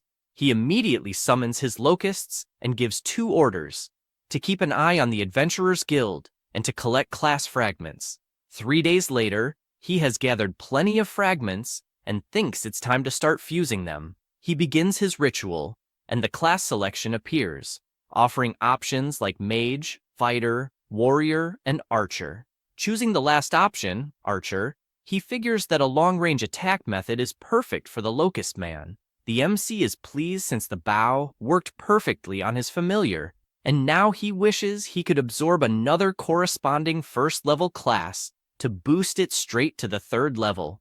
At that moment, one of his locusts reports that they found a cave, and the pressure emanating from it was terrifying. He asks them to take him to the location. Upon arrival, his locust says the place is just ahead, and Hanwoo immediately senses the terrifying aura coming from within, as it even has a hint of divine power, making it definitely worth investigating. He enters the cave accompanied by 2 locust men, and looking down, he notices a giant dragon sleeping in the cave. He recalls the professor once saying that some civilizations from other realms used to isolate enemies they couldn't easily kill, and apparently, the black dragon in front of him is a poor creature sealed there by some powerful being.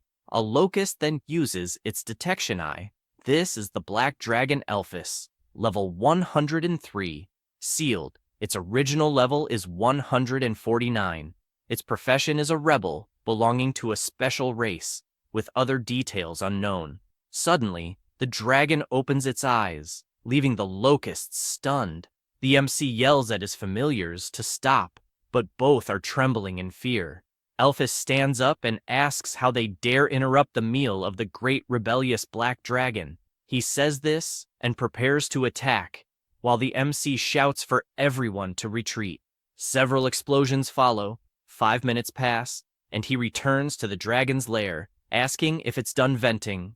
The black dragon gets ready again, calling Hanwoo insignificant scum since he's trying to take advantage and, for that, will never be forgiven. The MC runs again, knowing there are still 4 minutes left. After 10 minutes, Hanwoo returns and tells the dragon he's not there to provoke him. On the contrary, he's there to help. Elphys says he has already seen through his tricks, so he asks him to leave immediately before he has to devour him whole. The MC grabs his bow and asks if, being trapped like that, he could devour anyone, launching an arrow that bounces off the dragon's scales. The dragon asks if he's really going to keep making insignificant attacks since, as a black dragon, he has absolute defense. Hanwoo summons his sword and says he'll pay to find out, delivering an attack that barely scratches him. Enraged, he asks to infuse 10,000 of divine power, knowing he needs to cause at least some damage for Elphys to cooperate. Then he unleashes much more powerful attacks, and this time, blood begins to flow. The dragon becomes furious, asking how he dares wound a supreme being in such a way. The MC replies that he has many more weapons, and if Elphys keeps talking nonsense, he might end up dead. Elphys asks what the MC wants after all. The MC says he has a dream, which is to kill the hero of Doran City, but with his current strength, that's not possible. Facing this hero is impossible, and for that reason he needs help. The dragon says he's been sealed there for many years and has no way to escape, so how could he help? He also explains that the chains binding him are special artifacts, created by the guild itself, and not even his dark power can destroy them, much less a common sword. Hanwoo asks if he's sure the chains are artifacts. He replies that yes, he is sure, as he would never stoop to lying. Knowing this, the MC summons an item, as he has a solution to this problem, then asks for the wolf cub to appear. The aura begins corroding the chain until it's destroyed, leaving the dragon surprised by what he's seeing, and he asks for help to quickly break the other chains, since the great black dragon Elphys commands him. Hanwoo gets irritated and asks what he just said. He repeats, saying to hurry and free the great black dragon that commands him. The MC points out that he just broke one of the chains and asks him to show a gesture of goodwill, as he hasn't done anything for him and even claimed to command him. The dragon asks what he wants. If it's to kill the hero, he already agrees, asking again to hurry and break the chains. Hanwoo changes his mind, asking the dragon to serve him for 100 years as a reward for freeing him. The dragon gets furious, asking if he's delusional. The MC makes it clear that he can save him, yes, just as easily as he can kill him. And if the dragon isn't willing to help, he can still be used as a stepping stone to increase his power, as he's heard that dragons are treasures from head to toe, and even the bones would fetch a fortune. Elphys is intimidated by this, and, with no other choice, agrees to serve him for 100 years, begging him to break the chains, as he doesn't want to spend another second trapped there. The MC tells him not to rush, as they still need to sign a contract. The dragon asks if he's trying to enslave him, warning that dragons will never be enslaved. The MC summons a crystal and says he's already sensed his weakness from afar, and will let him eat that resource only after signing the contract. The dragon sees no way out and signs, using his paw. With everything settled, the wolf cub jumps to devour the rest of the chains, as they are artifacts, destroying all of them. The cave completely explodes due to the dragon, who is happy to finally be free. After that, in Doran City's town hall, a meeting is taking place, and the martial saint hero reports that the black dragon has just been freed and asks for everyone to join forces to destroy him, as the seal must still be weak. Rose, who is also a saint hero, says the dragon will probably hide to regain all his strength, and since the area outside the city is vast, She suggests asking for the help of all adventurers in Doron City. Another hero says that the dark power emanating from the Black Dragon will cause a large number of monsters to grow stronger. This is Jamie, the Ice and Fire Sword hero, emphasizing that they should take the first step and initiate action before the monsters revolt. Carl asks if a single weakened dragon is really a reason for all this concern, and asks his Dragon Slayer brother what he thinks about it. He responds that a simple dragon isn't a reason for such a fuss, saying he's already killed one of the wind element alone, and although it was difficult, it wasn't impossible. Gordon says he understands, but warns that this dragon is different, as according to records, this one specifically is from the rebel race, so they shouldn't underestimate him. Ben asks if he's underestimating his strength. After all, he himself is a 4th Revolution Dragon Slayer, chosen by destiny itself, with the sole purpose of obliterating these monsters. The bearded man stays silent after hearing this. Ben only asks everyone to take care of the city's defense, while he personally deals with the escaped dragon. The archer says he supports him, and will also accompany him on this journey. At this moment, the MC is gathering various monsters, taking advantage of the Black Dragon's presence. He asks them all if they want to continue living under the massacre of adventurers, telling them that the great rebel, the Black Dragon Elphys, has summoned all the monsters to unite and form a monster alliance to fight against the Adventurers Guild. The monsters ask if it's really possible to gather the forces for such a thing. He imagines that, after all, the strength of his familiars is limited, so if he wants to win, he will need to use these shrimp and crabs to keep them under control. With that in mind, he tells all the monsters that he can help them improve, as this alliance offers a reward in the form of power crystals.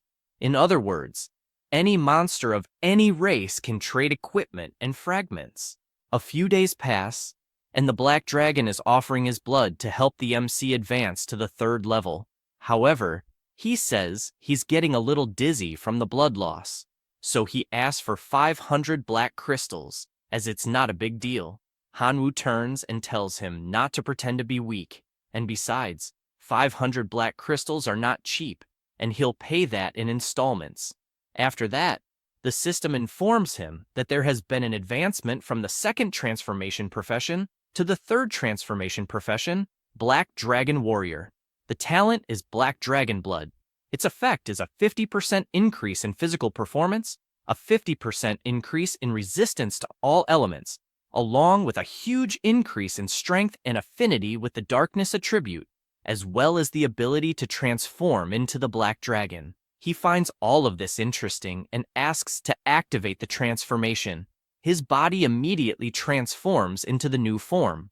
Now, his level is 125, with 85 max level familiars, along with divine creatures. His class is Black Dragon Warrior, among several other changes. He imagines that now he should be able to face the heroes alone. Suddenly, the Black Dragon becomes restless, prompting him to ask what's wrong. At that moment, some beams of light appear in the sky, and 2 heroes appear in front of him. Ben looks at the dragon and says he expected nothing less from a pureblood, commenting that his class will rise significantly after killing him, asking his colleague to raise a barrier so no other monsters can disturb them. The archer says it's fine, as he won't let anyone get close. He says this and uses his skill, creating a huge shield that covers the entire area. After doing this, he notices that the level 125 Locust King is present and didn't expect such a powerful monster to exist near the city, saying that in reality it doesn't matter since he won't allow it to interfere in the fight. Hanwoo is pleased as he wanted to practice his new skills by finding a hero to kill, but it turns out they came right to his door. He imagines this and uses the detection eye on the green archer.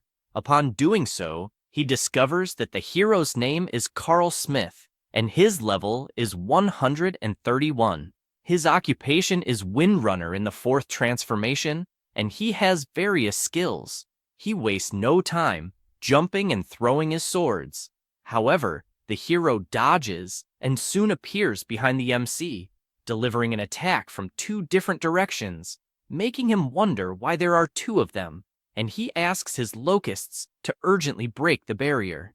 Meanwhile, Ben's aura is overflowing as if there were several dragons charging to attack Elphys, and the battle begins with a dragon-on-dragon fight until he appears behind him, ready to attack with his sword, landing a direct hit that sends Elphys crashing to the ground.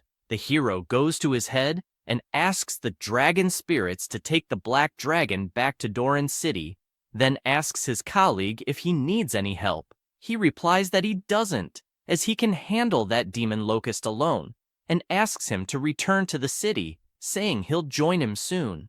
With this response, the dragon slayer begins to leave, taking the black dragon along with his spirits.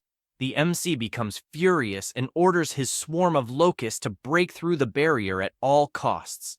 His familiars obey and begin attacking the shield, which cracks shortly after, leaving Carl in disbelief that the barrier is really breaking. He starts using his techniques to kill the locusts, but becomes worried because the number is colossal, and his mana is running out, so he needs to find a way to escape. Shouting for the insects to die once and for all, their numbers only increase until the massive army finally reaches him and, after covering his entire body, devours every last inch of flesh, leaving only the bones behind. At that moment, the evaluation professor tells Hanwoo that he did an excellent job completing the mission and mentions that the portal will open for his return. He asks to wait, as he can't return yet. The bald man asks if he has his mind set on rescuing that captured dragon. The MC responds that that's exactly the case since he needs to save him, because he's his contracted partner. The professor makes it clear that if he goes to the city, he won't just face Carl like before, but rather 4 heroes at once, as well as millions of armed adventurers, something that even a demigod would have a high chance of failing at, let alone a small divine being. Hanwoo says he's aware of the situation, and that's why he formally requests permission to release all the races within his divine domain to fight by his side. In exchange, he's willing to increase the difficulty of the mission by capturing the entire city of Doran. The examiner is surprised, as it takes a lot of courage to challenge an entire city, but he approves the request. With that, a portal opens, and his familiars begin to appear, along with John Feng, who is at level 140. The Red Dwarves, God's Hammer, are at level 113. The Demon Bull clan is at level 135. Lastly, and not least, the Bone Controller at level 75, the Bone Reviver at level 86, and the Skeleton Lord at level 132. He is aware that there are many adventurers in the city, and while his familiars are strong in combat power, they are still few in number, so he imagines he needs to find a way to keep those low-level adventurers away. He then asks his locust to send a message to the allied monsters. Meanwhile, in the forest, a wolf is gathered with the goblins, saying that the black dragon is dead, so there's no point in the alliance, and also says it's ridiculous for a small locust servant to have come to invite them to rush to the city to rescue him, suggesting they should just kill him and take the power crystals. No sooner does he say this than his head is cut off, leaving the goblins scared and confused. Hanwoo laments this bunch of ants, since not only do they lack honor, but they also want to kill him, threatening them all, as it seems they are looking for death. One of the goblins asks how he dares to do this, considering they are already vassals of the Black Dragon. Hanwoo simply unleashes a wave of energy that throws him violently to the ground, adding that he's not asking them to attack the city, but commanding it, making it clear that disobedience will result in death. Immediately they all bow, praising their god and saying they are ready to follow orders. With this conclusion, the MC orders all under his command to attack the city. At this moment, the Black Dragon is imprisoned inside the city. An adventurer approaches the Dragon Slayer, saying that the ceremony to execute the dragon has already been organized in the square, and also mentions that Rose asked why Carl hasn't returned yet. He ponders this, as it really has been 12 hours, and the wind hero hasn't appeared yet. With this in mind, he says that perhaps the boy was delayed on the way, and, after the ceremony, he will personally go after him. No sooner does he say this than he is startled by a sound. It was the city guards announcing that a massive horde of monsters is attacking the city, asking all adventurers to prepare to fight, except for the women and children who should seek shelter underground. It also warns that it's possible to see that the monsters are Ents, goblins, and others. All the monsters are united. The guards shout for the mages to use magic to bring down the flying monsters as quickly as possible. But just as they say this, they get several arrows to the chest. The attacks came from the Locust Men. The mages counterattack with their spells, but despite the large explosions, the locusts simply fly away. Meanwhile, a large goblin wields a hammer and strikes the gate hard to knock it down. Manhwa immediately orders his skeleton commanders to attack while reviving a new army.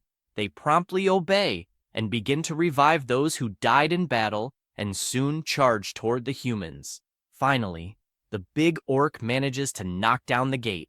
Rose was already waiting on the other side for this to happen. She summons several thorny vines that head toward the giant goblin, trapping it. Then, the Dragon Slayer appears, setting everything on fire, preventing the goblins from invading due to the flames. Meanwhile, Gordon orders the adventurers to hold their positions. The mages prepare and fire their powerful attacks, causing several explosions where the goblins were. Ben, who is near the Black Dragon, asks the adventurers to successfully repel the invaders and, as a reward, promises to give a show of slaughter with that dragon. The MC wastes no time and asks the Bone Controller to take action. He positions himself beside the numerous bones on the battlefield, and a new body begins to materialize, forming the giant skeleton. It moves toward the burning vines, grabbing one and pulling it out, clearing the way for the entire army to enter the city. Manhwa is with them and yells at Elphys, who is present, to save him. At that moment, the dragon opens its eyes and asks how he managed to get there. The heroes watch from afar, wondering how he dares to cause so much trouble. Gordon leaps, flying to attack, shouting that miserable monsters were made to be pulverized, yelling for him to die once and for all. However, the demon bull appears, delivering a solid blow, asking how he dares insult his god. Rose decides to help, summoning her thorny vines, but a red dwarf appears with his divine hammer and counters, setting all the vines on fire. While she wonders what the hell just happened, Ben is also displeased with the turn of events, as only a few minutes were left, and asks how he dares ruin the plans like this. He then summons his dragon spirits and orders them to die immediately. One of them prepares to devour Manhwa, but the giant skeleton appears, landing a solid blow. The dragon tries to retaliate, and the two begin exchanging blows. The skeleton lord, observing this, simply says he's very hungry and immediately leaps onto the dragon's back, biting it. The dragon can only scream in pain since it cannot attack its own back. At that moment, Ben appears, yelling how a mere skeleton dares to try and devour the dragon's soul, and asks if it's looking to die, delivering a solid blow that sends the skeleton lord crashing to the ground, even knocking its arms off. However, its body immediately reassembles, and it leaps again, biting the dragon's body once more, while the hero stands in disbelief at what he's witnessing, asking what kind of monster this is. Manhwa immediately summons the greedy wolf and asks him to bite the chains. Elphys tells his trusted partner that he has the word of the great black dragon, that he will always remember this act of kindness. He then asks to serve him for a few more 100 years to repay this favor, asking him to eat some black crystals to regain his strength. Suddenly, something catches his attention, and looking back, he sees the red dwarf, Divine Hammer, being brutally attacked by the vines. He immediately shouts for his army to help, realizing that things cannot continue like this, or he will be completely annihilated. Elphys calls his dear friend, saying he would like to give him a gift by granting him his own name. So from now on, Hanwoo will also be the great rebel.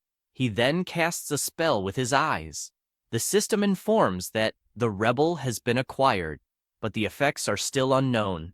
The MC, feeling all this power in his body, targets the Dragon Slayer and charges full force into the attack, landing a blow that, although blocked, causes the hero to bleed from the devastating force of the strike. The Skeleton Lord, who was nearby, takes advantage of this distraction and delivers a solid hit, piercing Ben's chest.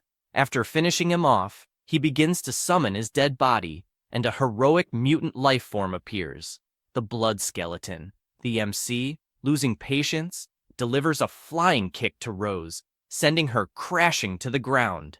Furious, she says she can't believe the Dragon Slayer is dead.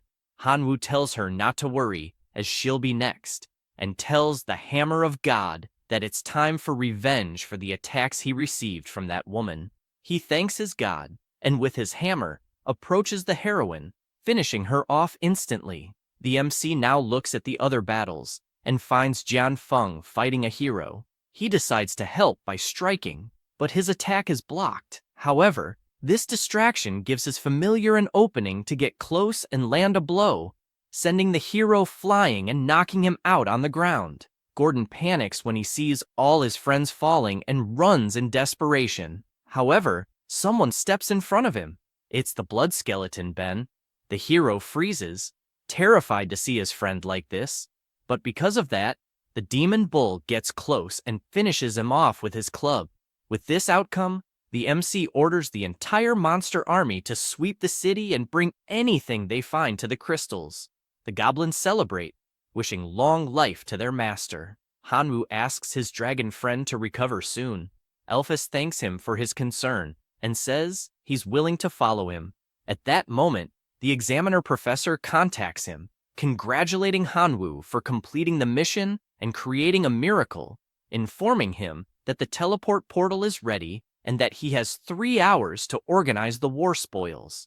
He thanks him and asks if he could build a stable portal to his divine realm from there, offering to trade all the war spoils for it. The professor says it's understandable to want to build a good civilization, but asks if he has thought about the potential risks. As if he's not careful, his divine realm could be violated. Hanwoo replies that he has considered all of this. The professor agrees and says that within 10 days, he will help stabilize the portal. 10 days later, Hanwoo tells the Skeleton Lord that he will leave Duolong under his command, leaving the Skeleton Tribe and the Demon Bull Tribe to protect it and prevent professional adventurers from counterattacking. He asks that if the city cannot be saved at some point, they should just teleport back to the Divine Realm without losing many familiars. He says he understands the instructions. With everything settled, the portal opens for Hanwoo to return, and upon arriving at school, he begins walking down the hallway when the teacher asks what happened to his eyes. He doesn't quite understand the question and decides to check with his phone camera, noticing that his eyes are black and yellow, and he suspects it's because of his special profession, Rebel. Deciding to access the system to check the current information, when he tries to learn more about the Rebel talent, he is blocked by a notification stating that he must at least reach the semi-god level to qualify to view this talent, which he finds annoying since he is still far from that. At this moment, the bald teacher appears, informing that Hanwoo successfully completed the test and received a recommendation to Jinxie Academy, but still needs to meet certain conditions to enroll. He explains that one of these conditions is having special abilities and fulfilling at least 2 out of 4 requirements that will count. First, family cores as elite life forms naturally born. Second, create a heroic life form. Third, have 4 or more divinity points. Fourth, possess a saint or lord life form. He emphasizes that 2 of these conditions have already been met, so only 2 more are needed to be admitted to Western University as a reserve student. The MC doesn't like this at all, as they are quite difficult requirements. But the teacher simply asks him to work hard since the university's doors are open. Hanwoo decides to ask Tianwen if there's any way to quickly obtain divinity points, and he responds that it's too late now, As if he had asked a day earlier, he could have even saved some divinity, but now he has already used it all. He explains that in 28 days at school, Hanwoo could be rewarded with 1 divinity point, asking him to please stop giving that suspicious look. He swears on his own honor that he is telling the truth. After that, in the divine realm, he doesn't see many options and slams his hand on the ground, creating the enormous tornado of life sacrifice. However, he gains a total of 0 divinity points, thinking it would be better to try again the next day. The same happens the following day, and it keeps happening until a week later. He laments, as he once had a divinity card in his hands but didn't value it, trading it for 150 million divine power, and now he regrets it. He says that if he ever gets another chance, he will hold on to the card tightly to avoid selling it. At this moment, a notification arrives in his system. It's Yuan, calling for his master, and asking if he has already received the sacred relic source that is part of that day. He is aware that this person is a true god, and maybe could even lend him some divinity. With this in mind, he asks if he could borrow a few points. The guy receives the message and thinks about it, knowing that his master is not a true god, but maybe at least a senior semi-god, wondering if perhaps he doesn't intend to pay it back, although he couldn't offend this great person. Sending back a response, the MC is pleased to see that he received a gift and didn't expect it to be so fast. However, upon opening it, he notices that it's the ruins of the Divine Ravine and asks what the hell that is, deciding to check some information online. The ruins of the Divine Ravine are a place abandoned by divine civilization, where radiation caused by excessive research turns life forms into mutant monsters. These monsters consume radioactive minerals, which crystallize in their bodies, forming gene stones. These stones are valuable and used to cultivate familiars, popular among semi-gods and true gods. Hanwoo is surprised since his new colleague really thought big, as it's something that allows a divine being to compete with semi-gods and true gods for the gene stone, and he wonders how many points this ticket will yield. He then checks out some artificial mutant beast farms, feeling pleased since he owns a decomposition machine. So, the low-quality radioactive minerals can be refined, and if these beasts eat them, they would undergo rapid mutation and condense genetic stones. Because of this, he decides to visit a city outside the divine realm. He is wearing his mask, as he is not familiar with the place, so safety must come first. At this moment, a person approaches, assuming the MC is visiting the ruins of the Divine River for the first time, and says that he will need an honest and reliable guide. Hanwoo thinks about it and asks for at least one reason to hire him. He says he knows the 18 gathering spots of mutant beasts in the ruins, and that each place has unique characteristics. He also explains that he knows all the supply points in the city, knowing who is honest, who is cunning, who loves to play tricks, ensuring he will get genetic stones at a good price. The MC says that's good enough, as he just wants to know if there's a merchant around who can sell radiation ore. The man gives a mysterious smile, understanding better the reason for his visit, and says that maybe he doesn't know, but recently a god king bought a lower-grade radiation ore, causing the mutant beasts to die before even completing their mutations. And the breeding farm, which had been invested with 1 trillion divine powers, ended up in ruins. At that moment, someone says that the person simply didn't buy from him, making the MC turn to see who spoke. The person greets him, saying his name is Heiko. The blonde guy says that person is the biggest mine boss in the ruins of the Divine River. He smiles and says he really is the biggest dealer in that city, as more than 70% of the radiation ore in the entire place is his, and he assures there are no low-quality products. The MC asks for some samples, as he needs to test them in the divine realm, requesting 10,000 divine powers of each purity of ore. Heiko says it's not a problem. After that, in the Divine Ravine ruins, the MC is in possession of 21 radiant ores for the cost of 40,000 divine powers, thinking it's a good price but not knowing exactly the effectiveness, as he will need to test first. At this moment, a level 1 mutant beast approaches. He immediately notices that it must be a wild wolf that underwent some mutation, and apparently their lifespan is only 20 days. And to live longer, they need to consume radiation ore to get stronger. Realizing it's the perfect moment to test the radiation ore, he asks his Pikachu to advance. The wolf runs and starts licking the ore on the ground. Immediately, a horn begins to grow on its forehead, and its whole body grows exponentially, completely changing its appearance.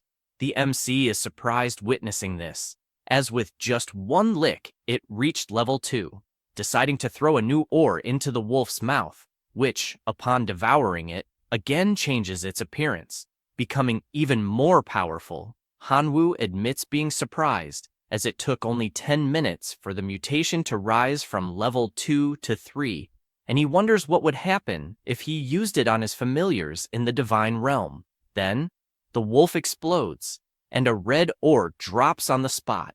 He notes that radiation indeed seems risky, and mutations must be handled with caution, as they can explode due to the power, since the side effects are obvious.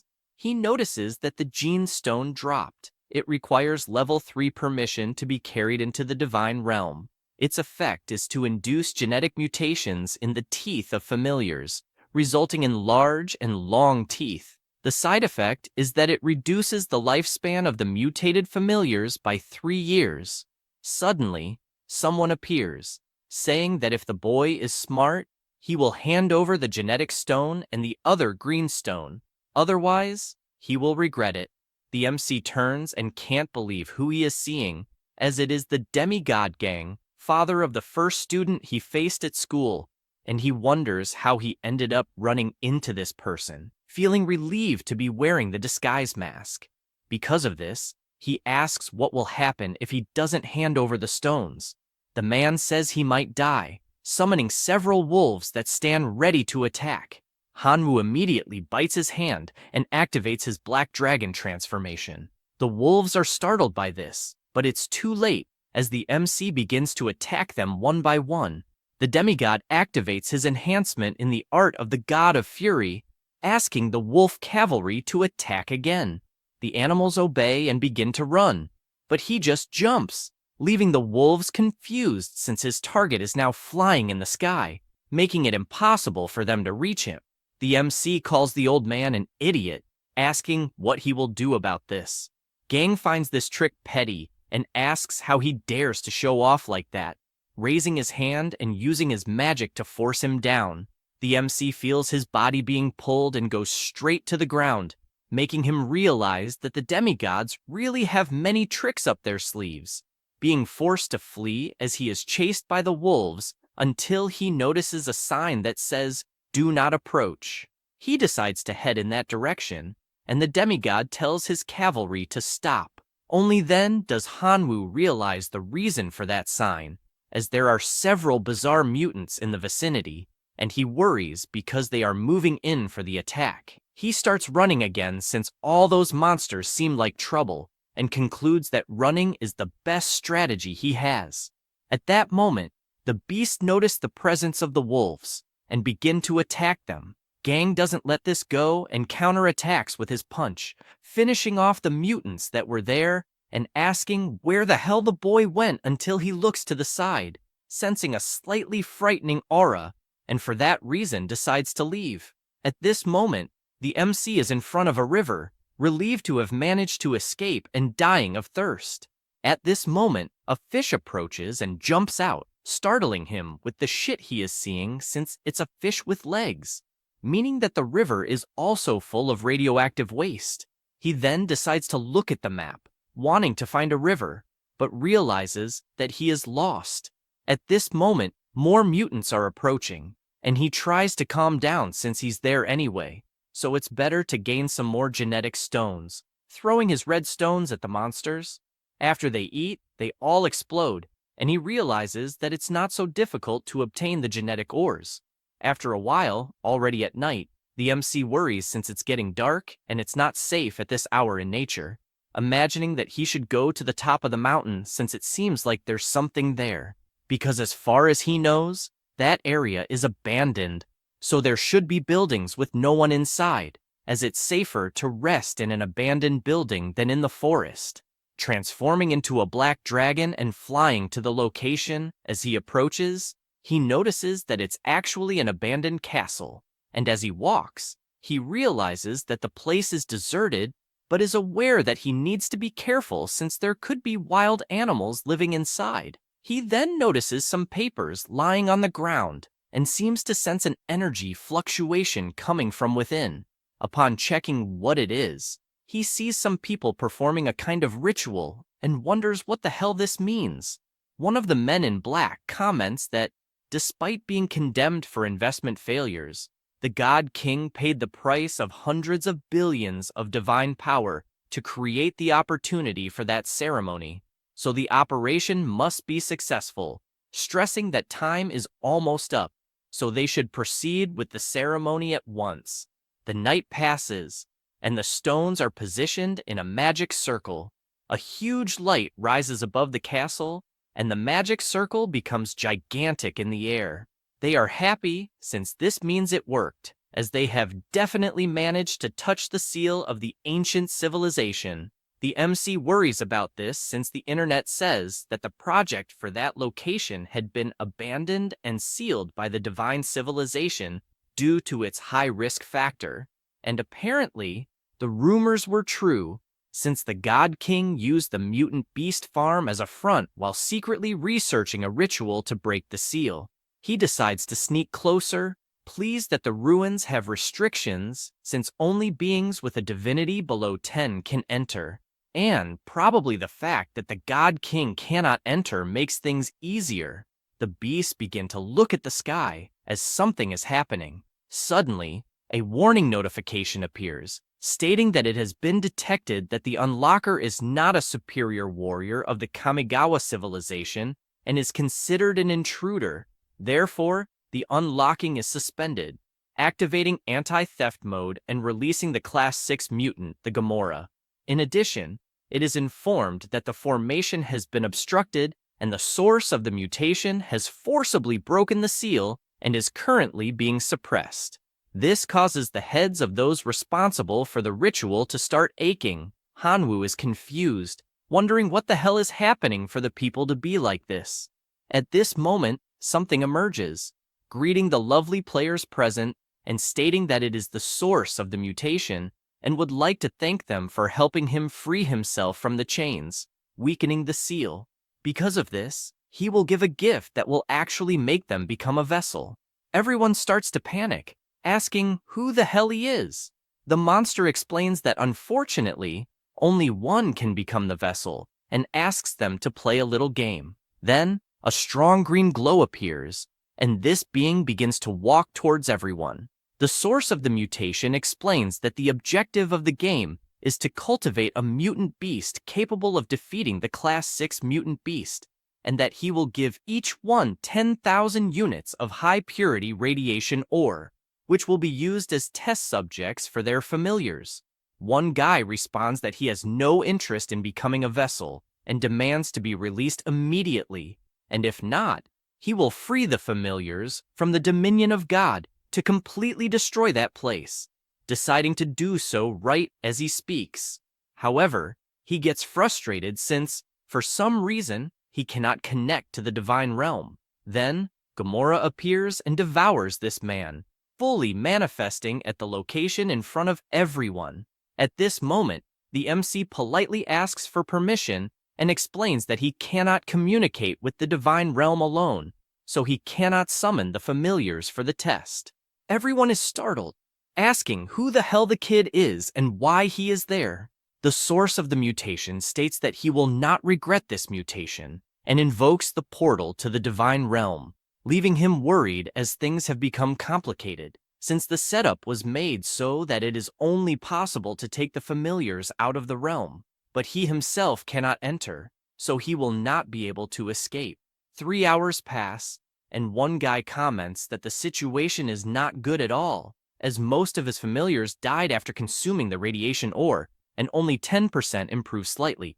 Another comments that, unfortunately, less than 20% of his familiars are still alive. Meanwhile, the MC comments that the decomposer is a true gem, as 6,000 high-purity radiation crystals were obtained, and it only took the sacrifice of 100 million locusts to produce them. Because of this, his mutant beast is at level 3, and he says he is counting on his familiar since it has a strong recovery power, asking it not to be shy since all those crystals are just for it. 3 months pass, and the cultists cannot believe what they are seeing, asking if the kid is some kind of monster. He says this while observing the Class 6 mutant beast that the MC created during this time. The source of the mutation gets excited and asks Gamora to go for the test. The monster turns and starts devouring one of the monsters without much difficulty. Then, the green monster warns that losers cannot continue living and orders Gamora to devour all the cultists, making them scream in despair while they are already inside the mutant's mouth. Next, it's the MC's turn to show what he is capable of. Hanwoo is aware that he had to give many gene stones, and with this, his familiar underwent excessive mutation, but he laments that now its life will not last more than a day, asking it to show what it can do. The source of the mutation says that it is getting excited and tells Gamora to go for the attack. The two begin to run, and the locust starts launching its attack. Godzilla gets furious and retaliates with a headbutt. Chiang, which is the name of this mutant grasshopper, decides to fly, and his body immediately begins to regenerate. Just like Gamora, who screams furiously activating his power, the green mutant says it really wasn't too bad, as he ended up provoking the opponent, and it will definitely be a good show to watch. The fight between the two lasts an incredible 18 hours, until it ends with the mutant grasshopper as the victor. The source of the mutation says it was definitely an excellent confrontation, calling the MC a deer receptacle. He asks what the hell it is talking about and which operator it belongs to, wanting to know what it intends to do with that pure body. The monster begins to use its power, saying that from now on, they will share the same body. Hanwoo panics, as he wasn't expecting this, until everything disappears, wondering if he is dead. He then sees the system screen showing that this is Hanwoo, the source of the mutation, in addition to informing all his current statistics. He only focuses on the name, as it is saying it is the source of the mutation, and a green aura asks if his deer receptacle is awake. He asks who it is, and if, by any chance, it is the source of the mutation. It answers that yes, it is indeed a superior gene, and asks for thanks. As with this parasitism, it will grant many powers beyond divine civilization. It also mentions that it has overwritten the growth acceleration ability, as direct mutation is more suitable, and asks not to worry about safety, as they are one and should help each other, saying that he can call it Kamigawa for now. The MC asks not to waste time with so much information, as he only wants to know how the hell to get out of there. It explains that it is simple, as the seal was controlled and the guardian beast is dead, so they are free, being teleported to the castle where it all began. Kamigawa states that there is just one problem, as the breaking of the seal made a lot of noise, and that attracted the attention of many demigods and true gods. Hanwoo panics, as he should have said this earlier, and asks how they can get out, then has an idea to activate the blood arena coordinates. Since he is an affiliate, the demigods start running toward the castle, as they felt an aura, and upon entering, they scream that they want the treasure. However, they find nothing in the place, thinking this is strange. Gang, who is with the demigods, finds the body of a grasshopper and wonders if it is the person he is thinking of. After that, someone returns to the castle asking who the hell stole his treasure, ordering everyone to continue sending signals day and night to locate the seed. After this, in the bloody arena, the MC notices that teleportation costs 1 million divine power, wondering what will happen if he goes back to school. At this moment, the system appears, stating that it has been challenged by another divine being, the evil dragon, and asks if he wishes to accept the challenge. It also reminds him that by refusing the challenge 3 times, or failing, he will lose his status as the heir of the bloody arena. This cheap intimidation irritates him, and he asks if a beating is what it wants. Then, he will deliver it. He accepts the challenge and immediately crosses the portal. The big screen warns the competitors to prepare, while the entire audience shouts that the evil dragon will prevail. On the other hand, there is also support for the locusts, urging them not to disappoint. Additionally, they shout to send the bone controller and make the evil dragon fear the giant skeleton. Hanwoo hears the crowd betting 500,000 divine power on the dragon's victory and asks them not to cry after losing so much money. Palme, the evil dragon, finds this amusing, since the main race of his opponent is locusts, who take advantage of an army of skeletons to cheat. But this time, it will be different, as he has found an opponent worthy of him. The MC starts by summoning his swarm, asking for less talk and more action. Palme agrees and summons his army of half-dragons. The battle begins between the dragons and the locust men, but this doesn't please him, and he questions whether he is being underestimated, as he wants to see the army of skeletons. Hanwoo asks him to first defeat the army of locusts. Otherwise, it isn't even worth showing the skeletons. This leaves his opponent furious, and he orders the dragons to unleash their flames. Meanwhile, the MC shouts for his army to defend themselves, simultaneously summoning the celestial demon locust, which moves silently and appears shooting attacks at the dragons. Palm commands the counterattack, summoning the half-dragon hero to also shoot arrows at the cursed locusts. He mocks, saying that all this resistance is useless since they are nothing but locusts and will die like nothing. Hanwoo is pleased with this, as his goal is to sacrifice them, wondering if he should summon his army of demonic bulls. He raises his hand to summon the army of the divine realm, but Kamigawa appears, asking how the hell he is enduring these insults, causing him to doubt the choice of operator. He asks what she means by that, and the source of mutation responds that she wants to see the locust race teach the half-dragon's idiot a lesson. The MC says that, unfortunately, they are no match against dragons. The green slime asks if the locusts are weak by chance, reminding him who devoured the 6th-level grimoire, since with the mutation source she possesses, there are no weak races, only races that are content with self-destruction. Then asking him to use the directional mutation ability granted to finish off this arrogant dragon. He calls one of his locusts, imagining that he doesn't want to follow this advice, although he wants to test this new ability. A yellow aura begins to emerge in the area, and the mutation source asks in which direction he wants his familiars to mutate. Hanwoo comments that that kind of locust is suitable to be a tank, so he wants to make them more resistant to damage to replace other members of his species. The first option is armor mutation, which makes the bodies of the immolated locust thicker and more resistant, enduring up to 10 times physical damage, reducing their lifespan by 50 days. The second option is gland mutation, which causes the glands of the immolated locust to mutate to secrete a large amount of mucus, increasing their resistance to elemental attacks at the cost of 90 days of lifespan.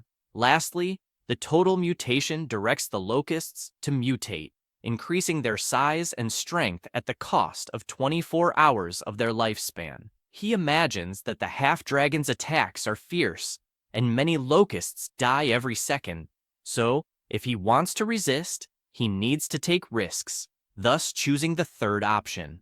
Immediately, his immolated locust mutates and becomes gigantic, charging at the dragons, which, on the first strike, throw them far away. He is pleased with the great result, and asks his immolated locusts to accept the mutation. All the locusts begin to grow, mutating their entire bodies. The same happens with the demonic locusts, since the MC ordered them to accept the mutation as well. Because of this, they can now make multiple shots and attack at full speed. Palm doesn't understand what the hell is happening, and asks if the army has taken any steroids, questioning where the referee is, since it's clearly cheating. Hanwoo laughs at this, and asks his locust men to accept the mutation. With that, they create armor all over their bodies and begin to frantically attack the half-dragons, who are forced to retreat. He then orders them to completely annihilate the half-dragon hero, but his opponent falls to the ground, asking him not to do that as he is surrendering. The gamblers shout indignantly as they bet 500,000 divine power, and the garbage made them lose everything. The MC loves hearing this since he warned they would cry after losing the bet. With this victory, he obtains another fragment of the divine realm, as well as a mark in the bloody arena. After that, in Hanwoo's divine realm, he is presented with the special bloody arena building, where the family members can enhance their skills. The winner has the chance to be promoted, and there's a small chance that the hero model's guidance will be ignored, allowing the extraordinary life form to be directly promoted to a heroic life form. He notices that defeating an heir changed from an extremely small chance to a very small chance. Being surprised by this absurdity, he is also surprised by the core of the divine realm, as it is brighter than before.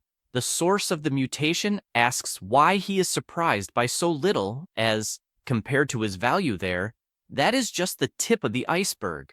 Hanwoo agrees, saying that the chief is correct and that it will definitely improve more. Kamigawa replies that this is correct and asks him to kneel. This stresses him out, imagining that when he becomes more powerful, he will definitely kill that filthy green slime. He then activates his life sacrifice to see what reward he will get this time. The first option is a level 4 relic, the Armor of Temperance. Once charged in the Divine Domain's core, the clan can gain the ability to summon the armor. The second option is a level 3 building, the Observatory. Established in the Divine Realm, it allows clear observation of situations 10,000 kilometers away. The third option is the Book of Production of Flesh Puppets. Use the flesh and blood of powerful creatures to create a flesh puppet with powerful biological characteristics. When a puppet is created, its strength and ability are constant and cannot be enhanced. He thinks the last option is amazing, deciding to choose it, wondering if he will get a great upgrade this time. Half a year passes inside the Divine Realm, 10 days outside. The MC imagines that the investment of 10 million divine power was very worthwhile, as just looking at his new creation makes his eyes shine. He imagines that the strength of this flesh puppet is equivalent to that of one of the strongest heroic life forms, also noting that it is as resilient as a wolf, naming his new army member Chiang. He then imagines that it is time to face the real challenge, telling his grandfather that he has already entered the Imperial University of the West, but asks him not to worry, as he will still go to the Chaos Star University to get news about his father. 3 days later, at the Imperial University, he is surprised by the place, asking if it is really the best university available, as even the passers-by on the streets, more than half of them are emitting demigod power. At that moment, someone catches his attention, asking if he is Hanwoo, the reserve student from the Imperial University. He turns and replies that, yes, he is. The man greets him and says he is there to pick him up, politely asking him to follow him to the aircraft, as he will take him to his new accommodation. He decides to follow, and they leave through the air. After flying for a while, they arrive at the location, and the man informs him that he will take him to the dormitory. The MC is curious about the place and asks where the other students are. The professor replies that this place is just for him, leaving Hanwoo in disbelief, as this is far too extravagant. The man bids farewell, wishing him a good rest, and reminding him to arrive on time tomorrow. He decides to absorb divinity quickly, as there must be many talented people in that place. The next day, he continues walking through the hallways while hearing gossip from people saying there is a new transfer student who is probably just trash, as good students pass through the special process smoothly and do not need to enter through the back doors. Hearing this makes him worried, as those people are clearly trying to pressure him down. Hardly thinking about it, he gets startled when he sees a woman approaching stealthily, asking if he is Hanwoo. She explains that she is the teacher of the reserve student class, asking him to call her Lena, and offers to show him where the classroom is. The two enter as she asks everyone to be quiet. Qin Shuang, who studies at that university and in that class, shouts Hanwu's name. The other students, seeing this, ask what is happening. As it appears, the goddess knows the boy who entered through the back doors. The teacher demands silence, informing that the new classmate's name is Hanwu and that he used to study at the same school as Qin Shuang. A boy, dissatisfied, shouts, wanting to know why the new student was admitted to the reserve class. The teacher begins by saying that she doesn't know exactly what he learned at other schools, but makes it clear that in her class, one must raise their hand before saying a word, and if they don't understand, she will find a way to teach them very well. She says this with her frightening gaze. This terrifies the student, who apologizes, as he shouldn't have asked a question so hastily. She says it's fine, asking him not to make any more violations, in addition to suggesting they ask Hanwu himself how he got a spot in the reserve class. Zudi, careful not to irritate the teacher, asks Hanwu if he would mind saying how he got into the reserve class, as he wants to challenge him to see if he is truly worthy of being there. The MC raises his hand and says he will need to decline. This infuriates him, calling the MC trash for not being man enough to accept a simple challenge. Furthermore, the whole class supports him, calling him a coward.